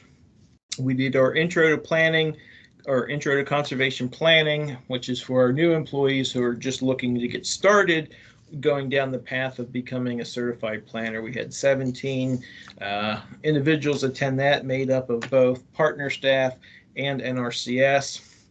And then one thing that we've been carrying on over the years is providing a conservation planner update meeting. And this year we went around the state, had about 75 of our planners attend, and just gave them some updates on conservation planning, stuff like the CPA 52.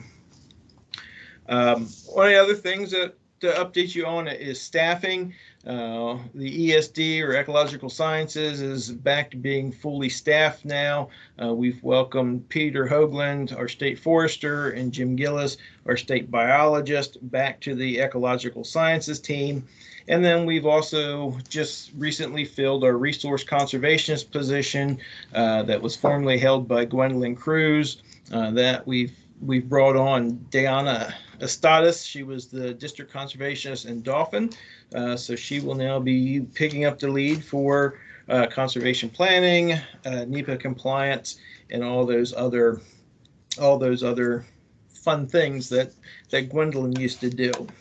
And then really the biggest thing that we really worked on, and was a huge task, was from our national policy for our certified conservation planners, was all of our legacy planners. So that was anybody that was started down the road or was certified prior to 2018. We had a deadline of December 31st of 2021 to make sure that all of their required trainings and prerequisites were completed and entered into our AgLearn system. So that was a huge undertaking. No small task. No small task. A lot of crunching of data and spreadsheets, and we were pleased to see that we only had to file a waiver for 2 planners that weren't able to meet their requirements. So that was a great feat for our planning staff here in Pennsylvania. So. And how many planners?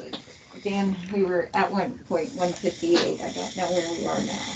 I'd have to look, I think, between both NRCS and our partner staff. I think for level 3 or our certified planners, we were in that 90 range, and then our level 1, which used to be called apprentice planners, made up the balance of. So I think we were around that 160 between those 2 levels. So. And of course, we've got our new hires and everybody coming on board. So even though we made it through that feat of meeting this first deadline, we're not off the hook, because now we got to keep tracking and bringing our new employees on board. So it's great to have Diana on staff and picking up where things were left off when Gwendolyn left. So with that, that's our update from Ecological Sciences, and if there's no questions, we'll move on. Any questions for Dan? Nothing in the chat. All right. Thank you. Thank you, Dan. Big thank you to Tim and Dan. During this COVID situation, they have kept up the training, kept up the education to our people, keeping everything on task. So really big thank you to both of these gentlemen. And also for the partners, we get a lot of questions and about our trainings. And at this point in time, the decision has been made by the President of the United States that you need to be vaccinated if you're coming to our physical trainings. And unfortunately, we're losing people who do not want to come to the trainings because they don't want to be vaccinated. But there's really no negotiation on that. So just wanted to give some folks the update on that.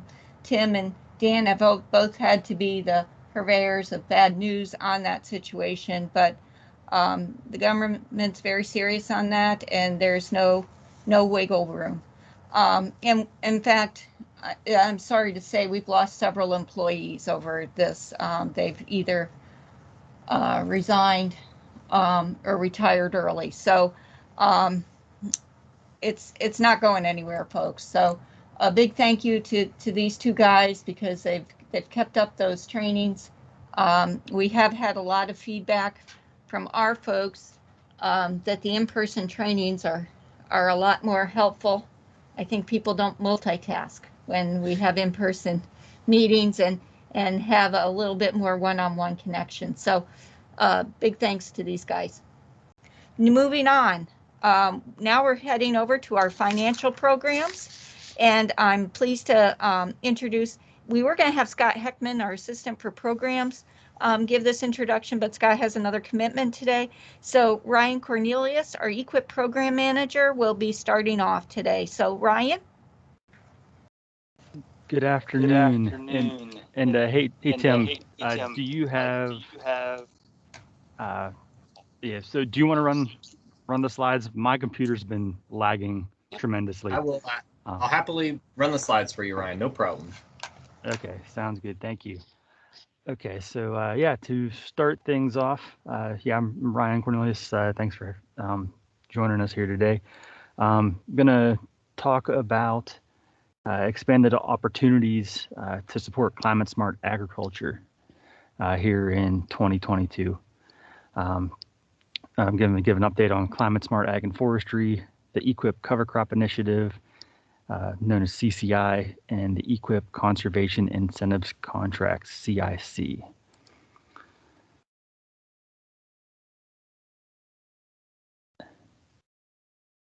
Okay, I don't know if anyone can hear me. It's saying I have bad network quality. Yeah, I hear you, Ryan. Okay, good. Okay, sounds good. Thank you. So an update on, so next slide there, Tim. Update on climate smart ag and forestry. So climate smart was rolled up with regular Ewp this year, so there's not going to be a separate allocation here in 2022 for that. However, those climate smart practices that are applicable here in Pennsylvania, they'll be used throughout our new programs, the Ewp CCI program and Ewp CIC. And in addition, those practices can be found throughout our Ewp General and CSP programs as well. So the next slide. And then so Ewp Cover Crop Initiative, CCI, Pennsylvania was one of 11 states selected for Ewp CCI back in November, along with Arkansas, California, Colorado, Georgia, Iowa, Michigan, Mississippi, Ohio, South Carolina, and South Dakota. And this program is to demonstrate NRCS's capacity to streamline processes, rapidly plan and contract cover crops. And so this program is looking at cover crops only. It will be a unique opportunity to develop contracts for just cover crops with the hope of streamlining our existing contracting process. So the whole thing with this is there's a need for speed and to get these funded quickly. So then next slide. They did provide, so headquarters provided us a waiver of the 30-day public notice. There was a national news release on January 11th. The PA news release will be going out here later this week. The sign-up deadline for Pennsylvania is January 28th to get an application in, and all applications must be pre-approved for funding by February 11th. So that should say 2/11. And then all contracts must be obligated by February 25th. So you can see that timeline. That timeline is much faster than our traditional Ewp sign-up. So again, need for speed with this, and we're only looking at cover crops for this program. So next slide. And then as far as funding, we're going to be receiving $1 million for Ewp CCI. The cover crop payment cap is for this program only is being raised from $10,000 to $20,000 annually for the operating unit, not to exceed 3 years. So our traditional Ewp is still going to have the $10,000 limit for this year, but here for CCI, we're raising it to $20,000 annually for the operating unit. So on the next slide, so Ewp CIC. CICs are an option and will be available through Ewp this year. Producers may use the CICs as a stepping stone from correcting resource concerns and issues on specific land units through Ewp to achieving sustainable stewardship on their entire operation. So CICs are available and can help producers address priority resource concerns like sequestering carbon and improving water quality in high priority areas.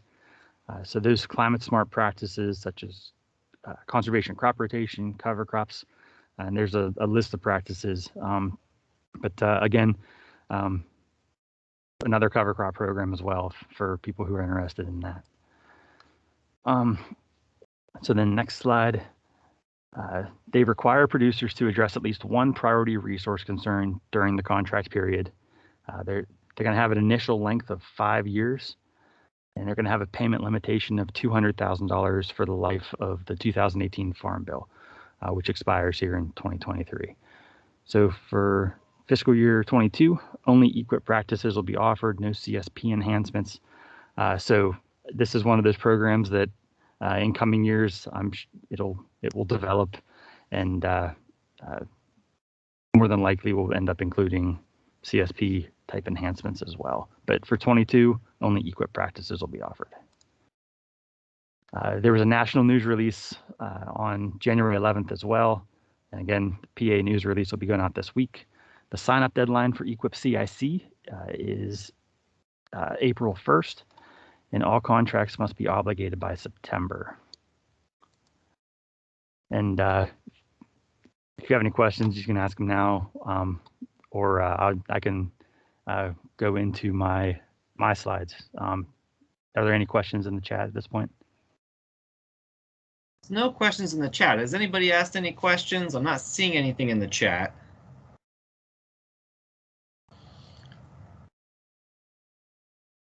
Okay. Okay. Thank you, Ryan. Thanks. Yep. No problem. I'll go into my presentation then. All right. So I wanted to. Let's. Is chat working? I don't think it is. It's kind of weird. Well, yeah, it's working. Can somebody type something and see if it's working? Chat is not even showing up as an option on my screen. It's only available to team members, and it won't let you get in. Oh. I apologize about that. We'll look into the settings for the next meeting, but if anybody has questions and doesn't have access to the chat, please just ask the question verbally at the end of the presentation. So any questions right now? Before Ryan kicks off this discussion, I really want to thank Ryan. He's done a lot of work on this program, as well as our field staff. With the inflation that's occurring, we have seen huge spikes, sometimes by 400% of costs on roofs, on covers, gravel for animal trails and walkways, and pipe. And so we were faced with a decision within the agency that if we didn't do something, and producers were held to the contract to implement based on what the contract provisions said when they signed the contract, many of them would default on their contracts. They would not do the work.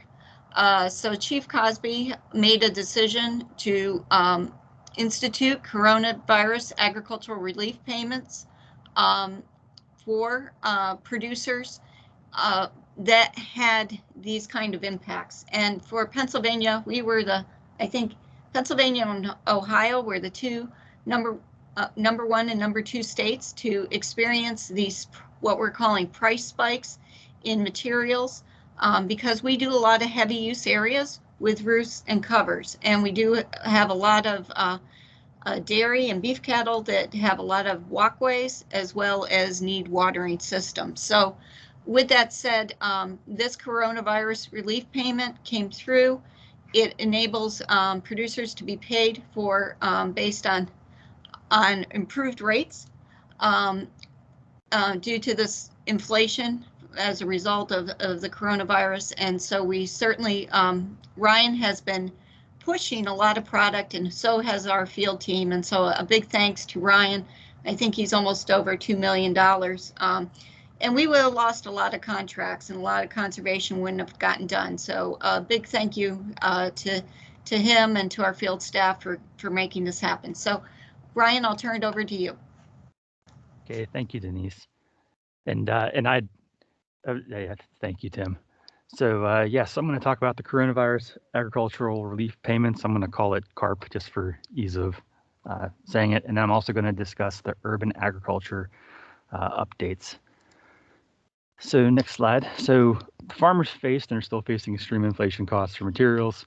And there were some practices, as Denise mentioned, that were looked at that are going to be getting these cost adjustments and getting an extra payment for installing them if they were installed in calendar year 21, and that has been extended now to through the end of March.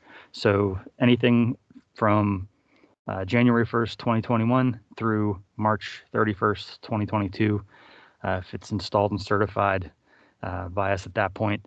So the practices we're looking at were roofs and covers, irrigation systems, surface and subsurface, channel bed stabilization, trails and walkways, irrigation pipelines, lined waterways or outlets, and livestock pipelines. So any Ewp contracts that have these practices in them and they're installed during those timeframes would be receiving these payments. So NRCS was able to respond. Sorry, Tim, next slide. NRCS was able to respond with price adjustments for these 7 practices. And so far, we've completed CARP mods at the present time, totaling over $1.5 million. So yeah, like Denise said, it's probably closer to $2 million. That number was a couple days ago here, and we are processing these every day. So it's a wonderful thing for the farmers out there who are installing these practices. And then, like I mentioned, the deadline for these eligible practices to be completed was originally 12/31/21, and it's been extended through March 31st, 2022. I'm going to touch a little bit on urban agriculture. So next slide, Tim. So currently looking at expanding the current urban agriculture boundaries of Pittsburgh, Harrisburg, and Philadelphia. Don't have exact boundaries figured out yet. We are working with the urban subcommittee, and we're going to be discussing how some of these boundaries would be better set. So a couple that we did talk about last meeting were the communities of Pembroke and Steelton outside of Harrisburg. We're going to be adding those, and we're looking at expanding others as well. But it's going to be based off of some different factors, including population density, food access, and environmental justice areas. So stay tuned for updates on that. And then wanted to announce too that the urban agriculture sign-up deadline here is going to be April 15th of 2022 here. We wanted to give some time here for after we get the new boundaries updated, give time for people to apply and get applications in for that funding. But and then next slide, one other thing we want to touch on, we have some new urban practice scenarios. So for urban small scale facilities, if I don't know if you went to the next slide, Tim, or not. I can't see, my computer is. But anyways, there's a slide with a bunch of our practice codes there. They're a little out of order, but we have new scenarios for all those, specifically to help with urban scenarios and these small scale operations. Because oftentimes, our programs oftentimes were set up more so for larger operations. So when you're looking at something done in the urban scale, you might be looking at something based on square footage in the hundreds or thousands of square feet versus acres. So some good changes there. And yeah, that is all I have, unless anybody has any questions for me on this. And yeah, if anyone can access the chat, if there's any questions, or if not, we're go ahead and speak up. Yeah, I think folks will have to speak up because we're not seeing anything in the chat. So, Ryan, this is Bob Hartman. Just one comment on the CARP program. I guess in addition, to those practices that they have made payments in, there's other ones being hit too. I mean, we have 2 deer fences that have to be put up before, I think, the end of the 2022 fiscal year, and the contractors won't even bid those yet. They're looking to probably do the work in the spring or fall, and they both already warned me that it's going to be quite a bit more than it has been. So, I mean, that's one practice we know we're gonna get clobbered on fences. Wires up, posts are up. yeah, Yeah, I think so. The rigor that went behind this, this was not an easy decision for the chief. We don't usually change our contracts. Right. And so the amount of scrutiny that went behind to allow for this, it was probably about 38 to 39 pages of analysis that was done to persuade, because there were a lot of people that did not want to reconsider this. So the situation is those practices are the ones that have seen the most, and in most cases, it had to be over 20% increase. So, and in some cases, those particular practices were, like I said, 300, 400% increases. So we kind of stick to our guns on that. The agency doesn't like to get into that. As you can imagine, we have fluctuations all the time in payments and prices of components due to gasoline costs, all other kinds of things. But this was something for these particular practices that it was just unprecedented. So it is kind of an anomaly, and we don't expect it to be commonplace. Yeah, and with defense, because that did come up when they first rolled it out to us, and that was a question that I asked. And as Denise said, it was a lot of that analysis. And even though, yes, the availability of posts and the price of posts increased, the other associated costs with the wire, the labor, just did not meet their threshold to be considered for these CARP payments. So unfortunately, yeah, fence did not make the cut. And we do have a lot of our producers, even for livestock fencing, in the same boat. Sure, I understand, and I mean, you have your priorities, but I mean, going forward, if the prices stay where they are, with the current reimbursement rate, in that practice and probably others, I mean, we'll see. It's going to be tough to do these. So we'll see. Hopefully things come back the other way. Kristen Hugh Evans, you had a question? Yes, I do. I was trying to put it in the chat, but it was not working for me. Sorry. For whatever reason. Hey, I wanted to say this is super helpful. I'm calling in from Richmond, Virginia, and I've been sharing the RCPP announcement with all these great urban gardening groups down here. And so I have just a couple easy questions. I think first, are these practice scenarios nationwide or just for Pennsylvania? And I apologize if you already said that.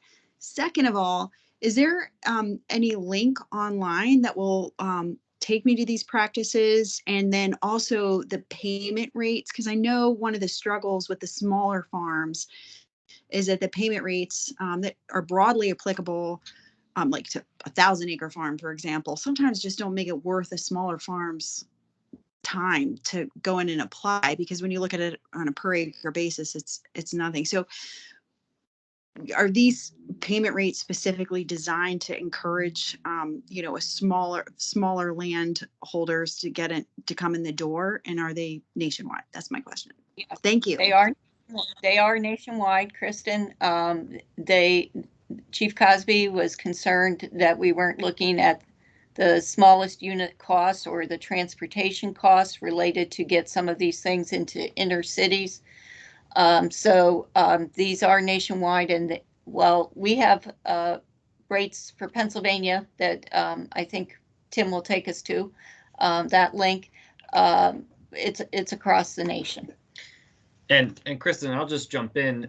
The scenarios are nationwide, but still the Mid-Atlantic region that Pennsylvania is in had to adopt those, and then Pennsylvania had to go in and adopt those through our payment schedule application program. So I don't know what other states may have done, but they were available to each state nationwide.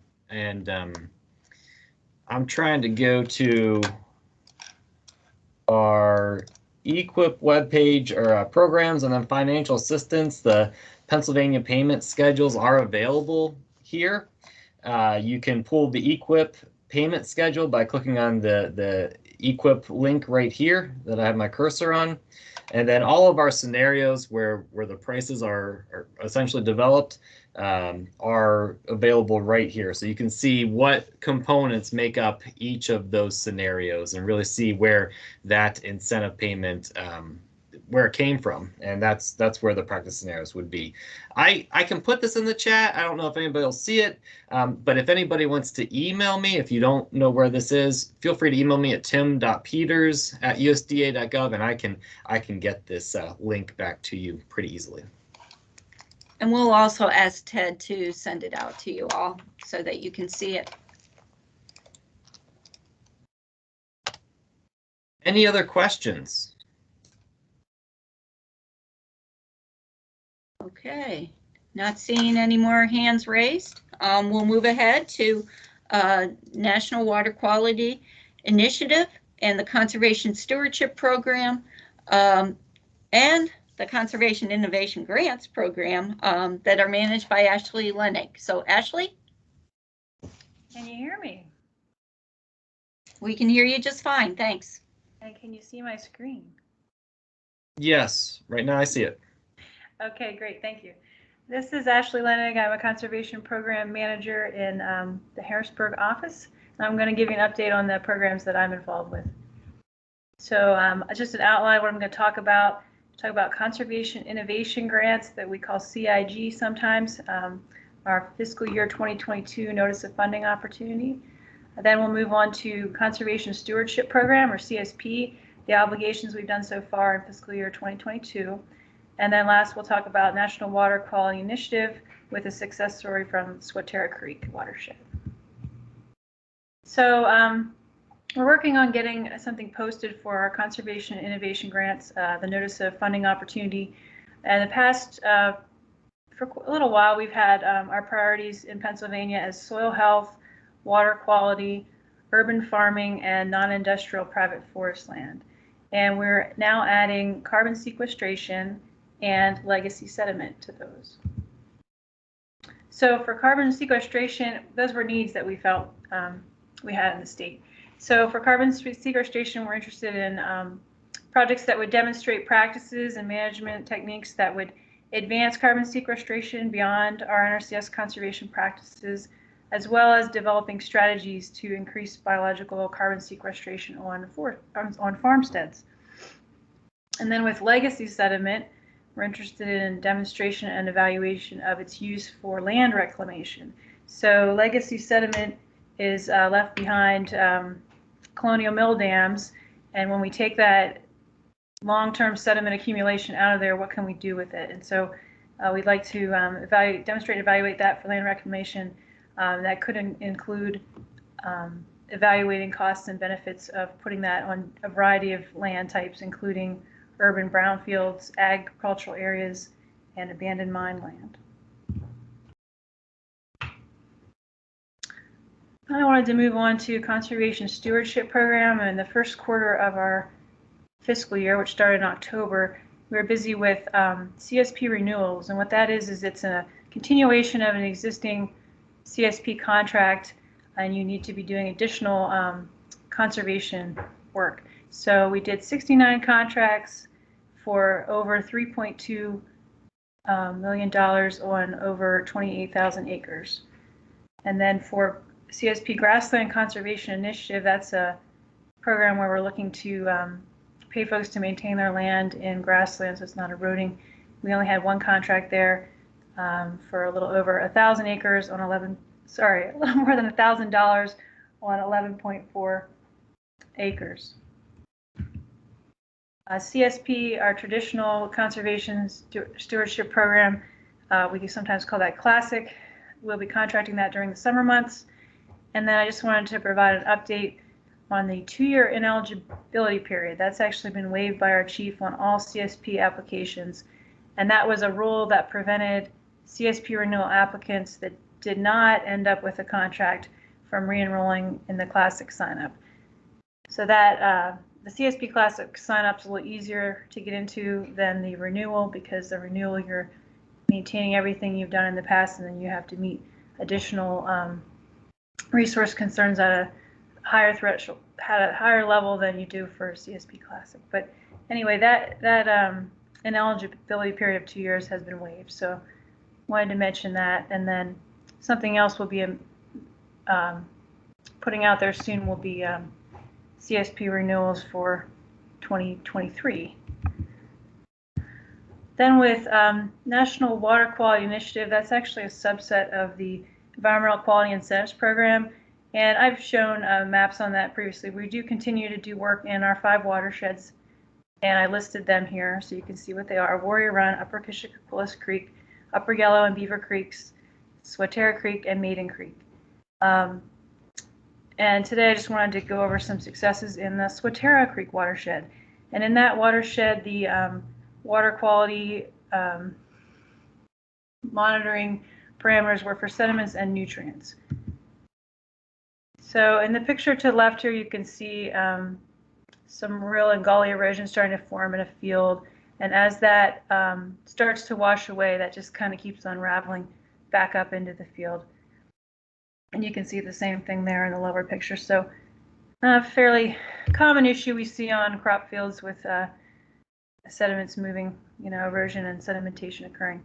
So in fiscal year 2022 in the Swatara Creek watershed, an estimated 265 tons of historical erosion that was delivered to surface water was reduced by 4.3 acres of grass waterways. So you can see here, picture on the left, you can see that parabolic shape that we have on our grass waterways, and that's designed to handle the volume and velocity of water that would be coming down through that area. And we often use jute netting or erosion control fabric to secure that until the grass can grow up through from the seeding. And then as you see at the bottom there, there's oftentimes a rock-lined outlet to dissipate energy and protect that from eroding. There's another picture there at the bottom as well. So the idea of a grass waterway is to have that water going in a safe outlet out of the field where it's not eroding and moving the soil away. Also in this watershed, fiscal year 2021, $500,000 was spent to prevent nutrient delivery to ground and surface water. And that involved building 5 manure storage facilities, 2 roofs to keep clean water clean, 6,400 square feet of concrete heavy use areas were stabilized, 2 waste transfer systems, and more than 500 acres of nutrient management, which involves following a nutrient management plan to apply nutrients at the right rate and the right time and the right place. But if you look at the picture at the top, that's a round tank to store liquid manure, and you typically see them a lot in this area on dairy farms. I also have a picture of a hoop roof here, and this particular waste storage facility was for stacking dry heifer manure. So it can be spread at the right time when crops are available to take up the nutrients in the manure. So we've also, in fiscal year 2021, completed 10 new contracts, obligated 10 new contracts, what I'm trying to say, for greater than $800,000, treating more than 1,000 acres. And you can see there that included some heavy use areas, waste storage facilities and roofs to keep those nutrients from getting into surface or groundwater, as well as things on cropland and grazing to reduce sediment movement. So that's all I had for today. If you have questions or comments, you're welcome to ask me now, or if you come up with something later, my email address is at the bottom. I'm Ashley and I work with CSP, CIG, and NWQI. Thanks again. Ashley, thanks for the overview. And again, the other reason that we are in the Swatara Creek watershed aside is the source water protection for the Hershey and Palmyra municipal waters. So all that kind of work helps improve the water quality. So big thanks to Ashley today for a lot of presentations. CSP continues throughout the entire year. So that is an ongoing program that never seems to end. So always have sign-ups for CSP. And as well on the Conservation Innovation Grants, again, we'll go out with that this year, project by project. We look to see if we can get, we're making $250,000 available, and each project with a max receipt of $75,000. So that's generally a one-to-one match. So if you have any projects or you're looking to move out on anything within Pennsylvania as it relates to those priorities, please take a look at that. That will be coming out in the very near future. And of course, when these come out, Ted Evans usually sends them out, so they'll come through his email. So moving on, we have Jim Gillis, our NRCS state biologist. Jim? Good afternoon, everybody. Can you hear me okay? Yes. Okay. I actually have a very, very brief topic here today, and I'm going to touch on it and then let everybody move on with the rest of the schedule.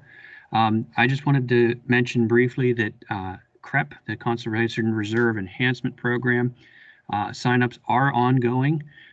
They never really stopped from last year. It's been a constant effort. The good news is that we saw an increase in enrollments last year, particularly in the riparian buffer category, and that's largely due to two things. First is that some of the soil rental rates associated with CREP were increased across the state, and that encouraged a lot more enrollment. And then second, with some of the crop prices dropping, that also made CREP rental payments and CREP participation more appealing, and that also helped drive up our participation. We hope to see that trend continue into this coming year with an increase in both upland and riparian enrollments, because those upland enrollments are also extremely valuable for locking in sediment and nutrients. But I also wanted to say that there's a little bit of a glimmer of hope on the horizon that some of the additional assistance funds that were built into the 2018 Farm Bill will actually become available for widespread use in this coming year. There had been some administrative hangups for that to be implemented in the past. Those seem to be getting overcome step by step. So in the coming year, we may see the opportunity to allow for increased cost sharing for maintenance activities and things like that, particularly in association with water quality practices within the Bay watershed area. So as we learn more about that, I will let you know. And in the meantime, everybody can rest assured that we're going to be pursuing that with the Pennsylvania FSA office to try to, both offices together, I should say, are going to be pursuing that with national headquarters to make sure that we can adopt those beneficial changes as soon as they become available to us. I apologize that I didn't have a slide with my name and contact information on it, but judging from the way everything else is going, that might be actually a blessing in disguise because I too am having lots of computer problems today. But if anybody does have any questions, please don't hesitate to contact me. Again, my name is Jim Gillis, and I am the state biologist with NRCS here in Pennsylvania. Thank you. Jim, this is Brenda Shambaugh. Can you hear me? Yes, I can. So I just wanted to add to that PACD has a grant through DEP for marketing for the CREP program, and we've co-working with what's called Waterworks at Work, which is the marketing firm that specializes in environmental concerns. And we have just we're just now putting together a very extensive marketing program that we're going to be sending out to folks within the very near future. So I wanted to add that to your report. Okay, thank you very much for that information. I didn't realize it was getting that close to completion. Thanks, Brenda. Any other questions on CREP? I'm not seeing anything in the chat. Anybody has their hands raised? Moving on, then we'll move on to Adam Dellinger, and Adam has taken an acting assignment, as you usually see Susan Marcourt,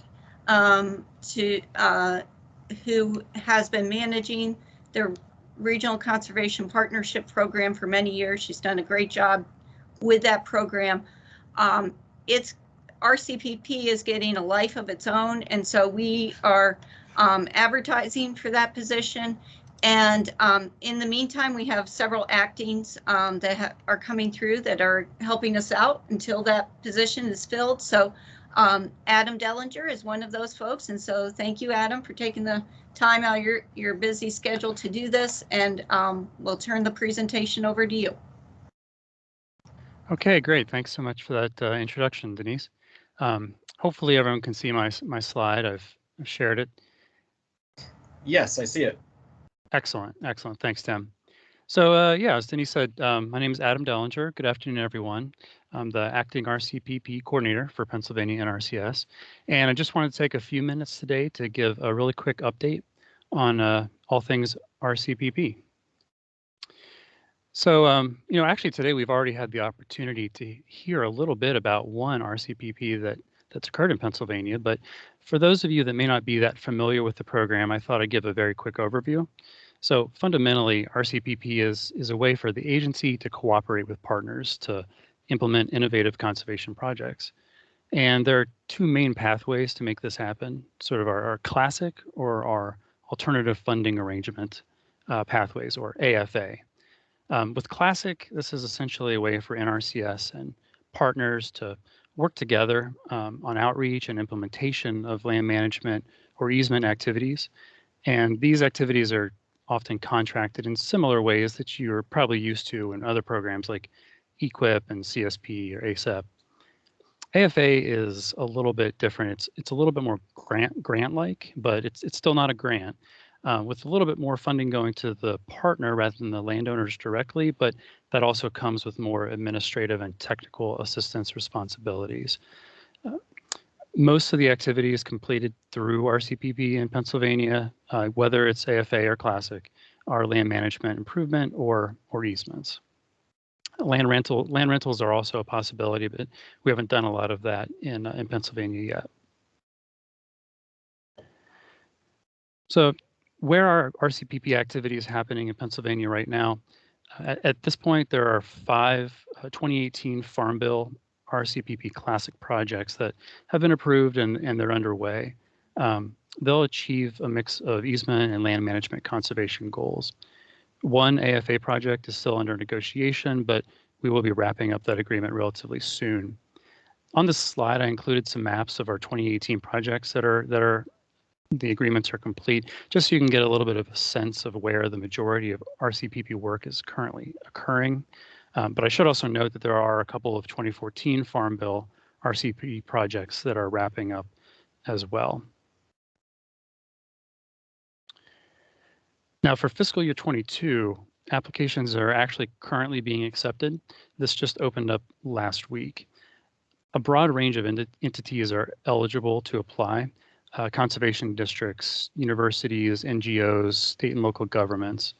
If you or your organization may be interested in the program, I just want to give you a heads up that one of the basic requirements is a match. So a match of at least 1-to-1 is required for all applications. Of course, as with most things, the more match, the better. And I also just wanted to give a real quick heads up on the priorities of the administration for in terms of this program, so you can think about that as you maybe develop your project ideas. First, we're looking at climate smart agriculture. This has been discussed a little bit earlier, but these are practices that are carbon sequestration practices or reduction of greenhouse gases. Also looking at urban agriculture projects, ones that further urban agriculture, the strength of it in Pennsylvania, and then also racial justice and equity. Those are top priorities. Now, we're not just doing projects for these things, but this is a priority for this year. Up to $225 million is available for RCPP across the country. And for the first time this year, Classic and AFA announcements have actually been combined. So if you are interested in either pathway, you're eligible to apply now. And the reason for this is it allows the agency to have some flexibility in how many dollars are put into each pot. Now, with AFA, it's a little bit more rare, I guess I could say. Only up to 15 AFA projects will be approved nationwide. So there's definitely more classic projects than AFA.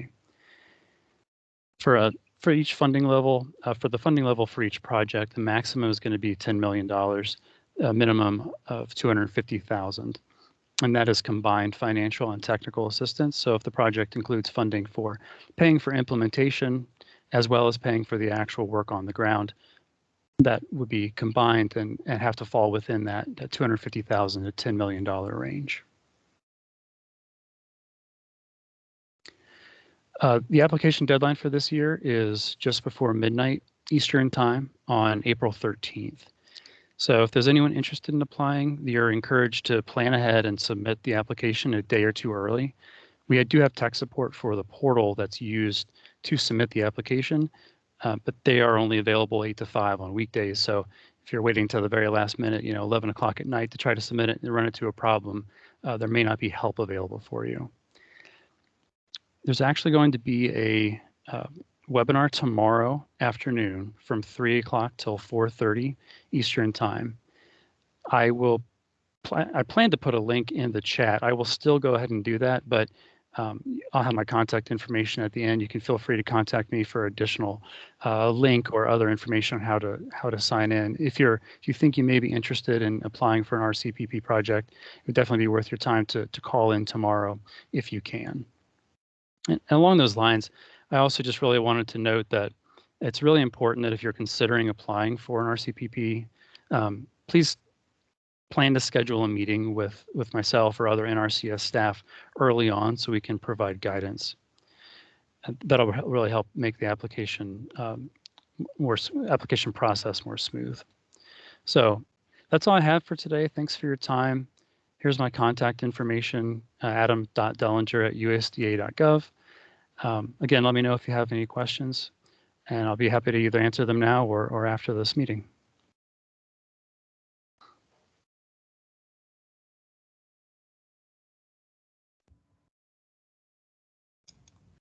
Any questions for Adam? We're not seeing anything in the chat, and I don't think I see any hands raised. If I'm not hearing a yell, I assume we're okay on that. Thank you, Adam. Thanks for giving that presentation. And please, if you are considering an RCPP, please reach out to Adam as well as myself. It's necessary that it's a very complex program, complex requirements that we have a lot of upfront dialogue and discussion before that happens, because there's a lot, usually logistics to work out that you need to know as a partner and that we need to know as a cooperator with you. So very, very much appreciate the overview. Thank you, Adam. All right, moving on. Do we have Hathaway on board? Good afternoon. I see Hathaway. All right. Hey, Hathaway. All right. Hi. Yeah. So I'm Hathaway Jones, Easement Program Manager for Nrcs in Pennsylvania. And I just have a few updates about what's going on in the easement world. So I won't be too long today. The first update is the GARC rates. We received our completed area-wide market analysis on January 4th. And we've been working on putting those numbers together and meeting the requirements of the national office for submitting them for approval to the national office. And part of that is releasing the numbers to you today at the State Technical Committee meeting. So that is one of the attachments that you may have received for this meeting. So take a look at those if you're interested. And as a reminder, the GARC is a geographic area rate cap, and it's based on a statewide market analysis, a statewide appraisal that determines land values in regions and counties across Pennsylvania for different land uses. And so this year, to highlight some changes in our rates, oh, and I'm sorry, this is land values that go towards wetland reserve easement enrollments. So this isn't for any other easement program except for the wetland program. And these are per acre land values that we offer landowners, and then we close on them at the time of closing. So GARC rates, for 2022, we have some changes. The upland category was not available this year for Pennsylvania due to lack of land sales. And you'll see that theme throughout my discussion here today about GARCs. We also have an acreage range for enrollments for these land values. So you'll see parcels that are smaller than 20, 25, or 30 acres, depending on the region and land type, will need an appraisal to determine the land value. And there's really no way out of that. There wasn't supporting data for those values in those acreage sizes. And so we need to do an appraisal to get an accurate idea of what the land is worth. There's also a maximum acreage, and that varies by region and county. The maximum is a little bit all over the place, so you can look at those if you're interested on the GARC chart that was provided.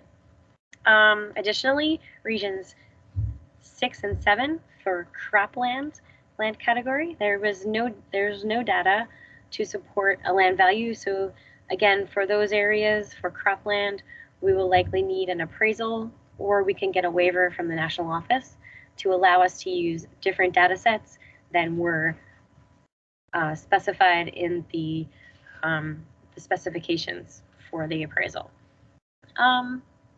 So that is the update on GARCs with the changes.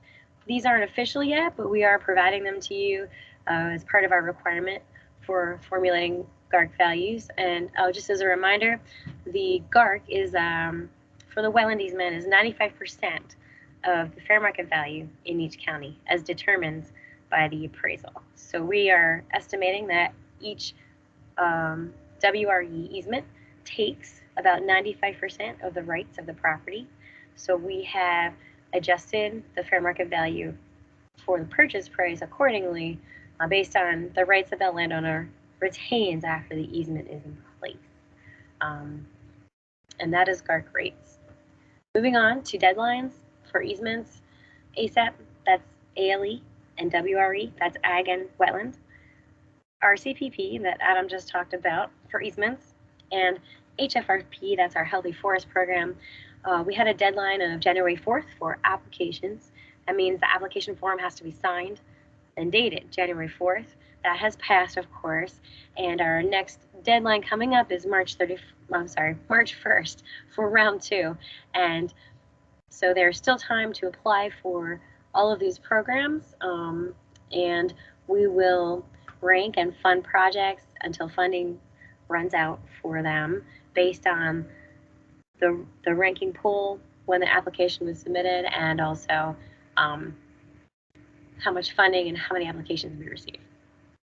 And then my last topic of today is bog turtle.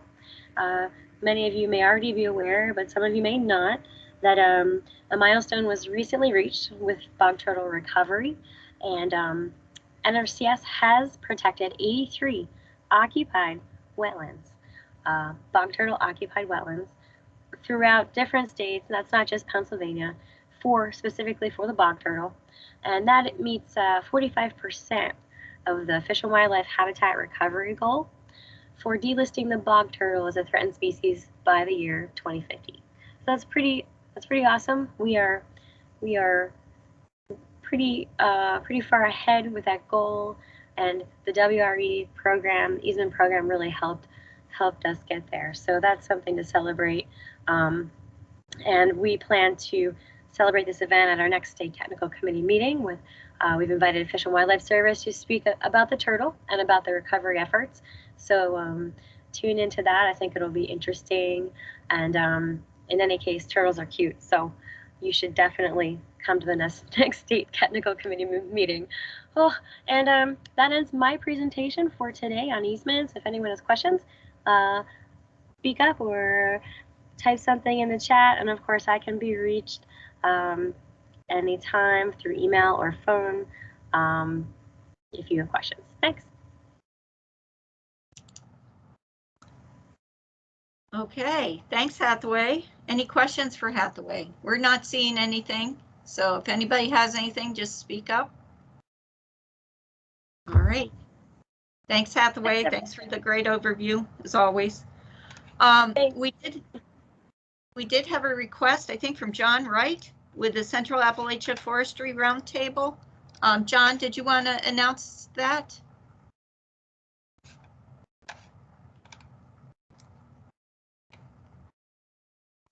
Is John there?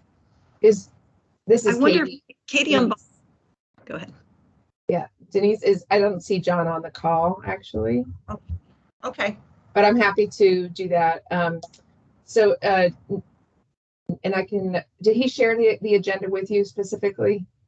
I have 2 documents he shared. The one that's on the Great. screen, the date, and then I have the Actually, agenda as well. Terrific. And those are all posted to the website. Yeah, great. So for the Central Appalachia Habitat Stewardship Program, we hold a annual grantee roundtable, and this year we split it into 2, one for aquatics and one for forests. And so if there's any interest in attending either of those, that would be terrific. February 8th will be forests, and that's 9 to 4:30. It's a long day, but lots of breaks. And on the 10th is the aquatics roundtable, and again, that's 9 to 4:30. For the forestry roundtable, we'll be talking the entire afternoon about private forests. And in the morning, there'll be a session about legacy mineland restoration. So that might be of interest to the group. And on the aquatics, the main focus is aquatic organism passage in the morning and freshwater mussels in the afternoon. And so just in case anybody's wondering what these are all about, the RFP for the program will be announced likely in April and due in July. And so the intent is to try to help everybody think about more strategic proposals for the program. Thank you, Katie. Appreciate you jumping in there and Sure. And sharing that. Thanks. And then was there another question as well? From me? Anyone? Sorry, I thought someone else was trying to talk at the same time earlier. Oh, so that was That was Kristen Saki-Blanc. Denise, should we just roll right into Chesapeake? Sure. Sure. Kristen, do you want to start that? Sure. Can I pull up a slide all right here? Sure.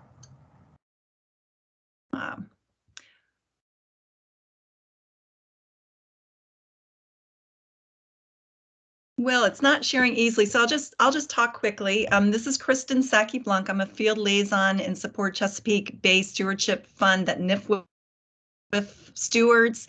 And joining me online, you just heard from Katie Umbalski, who's located out of Boalsburg. She also works as a field liaison.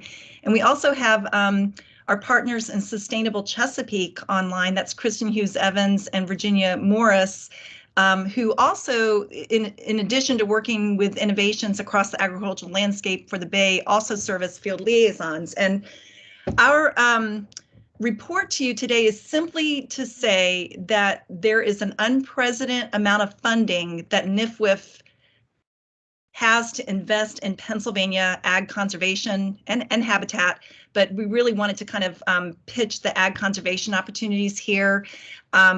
Sometime in February, it's NIFWF's Small Watershed Grants Program will be hitting the streets with the RFP, and those are for funds that are either for enhancing local capacity through assessment, planning, and design, or getting on the ground work implemented through for protection and restoration of water quality, species, and habitats.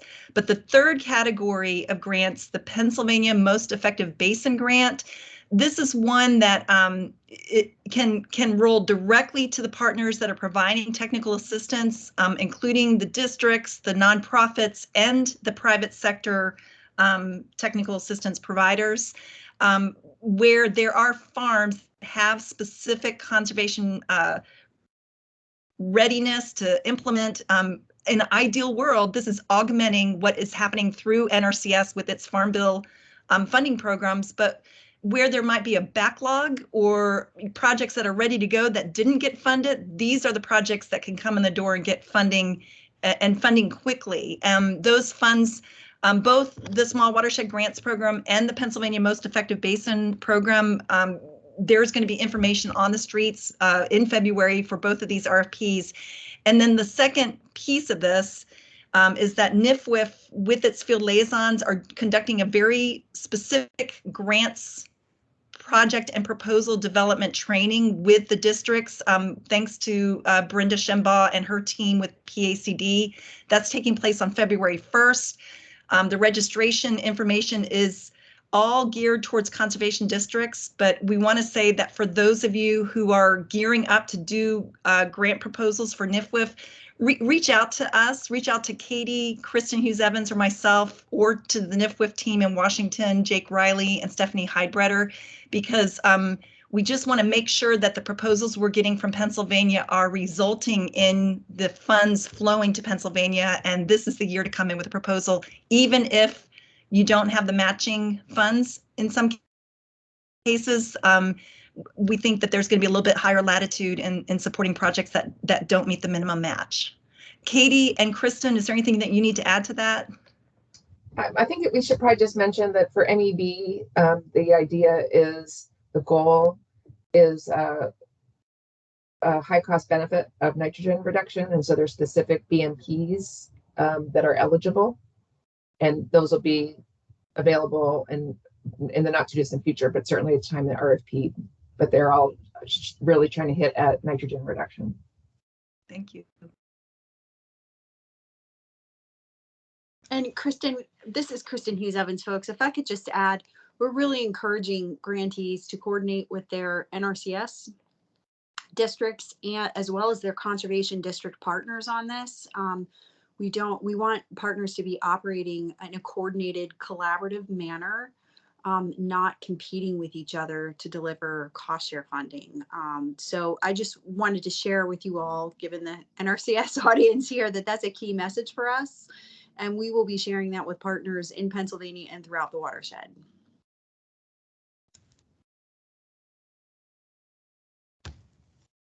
Thanks for that, Kristen. Appreciate that. Moving on, we have committee input. Do we have any more thoughts or ideas for the next state technical committee meeting, which will be, according to your agenda, April 21st? If you have any of those, please get them to Susan Marquardt or myself. We are happy to take those suggestions. As I said today, a big thank you to our presenters who offered up last time, to John Cloon, to Todd Peer and Amanda Duran, as well as Rachel Reyna. Very much thank you for that, your updates. And if there are others, partners who would like to present this coming April, the 21st, please let us know. With that said, I'm not seeing any hands or anything else. We can adjourn today's meeting. Oh, we have a question from Morel. Hi, yeah, Morel King with the Chesapeake Bay Commission. Just some thoughts about a future agenda topic. There's, as we're getting toward the 2025 deadline, there's a lot of interest on some of the practices and indicators that are really lagging, not just under the TMDL, but the Chesapeake Bay Agreement generally. And riparian buffers is one of them, of course, and there's a lot of activity going on out there around that practice. But another one is wetlands. And I think it would be helpful to have maybe some more attention within this group on wetlands. And I'm particularly curious about, I know there's the wetlands easement program available, but just what other opportunities for wetlands enhancement and protection are available within NRCS, and sort of the participation rate among those different opportunities, and maybe how they can be enhanced, or some more attention paid to that, or how we can help promote it, those sorts of things. There's plenty of attention that has been devoted to WRE. I think probably the situation is the delays in getting permits for wetland restoration. So we've entered into dialogue with DEP again on that situation, and I certainly appreciate Anika Atkinson for her willingness to look into that. But we have the rates, we have the manpower, we do a lot of selling of it, but when it takes over 400 hours of engineering time to complete a permit for one wetland restoration, there's got to be a better way. So we don't have the capacity to devote to that, Morel, and I'll be quite. We're more than happy to have that be an opportunity in the Bay. We've tried to sell that for years. We've made very significant milestones. Pennsylvania leads the nation for bog turtle easements, but that is because our work is through with Fish and Wildlife Service, and we have very, very good outcomes with those restorations and very good turnaround time. There is more dialogue needed amongst the partner community if wetlands are to be restored in the watershed, and it doesn't begin with NRCS. No, I understand. I didn't mean to imply that NRCS was necessarily falling short in anything, but it was actually to that end, trying to find ways to sort of build on the opportunities and get more attention among the partnership on the opportunities that are there. I think for the first time in a long time, DEP is very receptive. We have good leadership, and so I think potentially there's opportunities at the central office to have those discussions. But I can speak for myself, and I think I could speak for U.S. Fish and Wildlife Service. We stand ready to do more restorations of wetlands if we can do it efficiently and effectively. And at this point, it's a hard situation in Pennsylvania.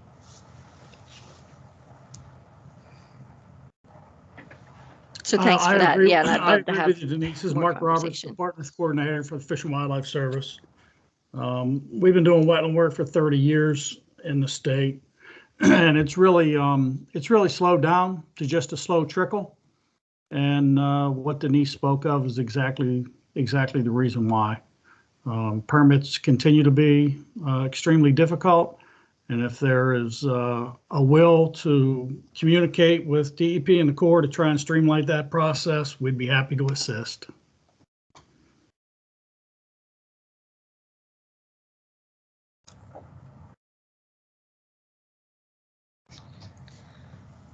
Thanks, Mark. Okay, any other questions or comments? Very good. Thank you all for your participation today. Thank you to our presenters, our guest presenters, as well as our staff here with NRCS. Can't thank you. Every day you deliver, despite some problem circumstances. But thank you, everybody, and we appreciate your interest. Take care.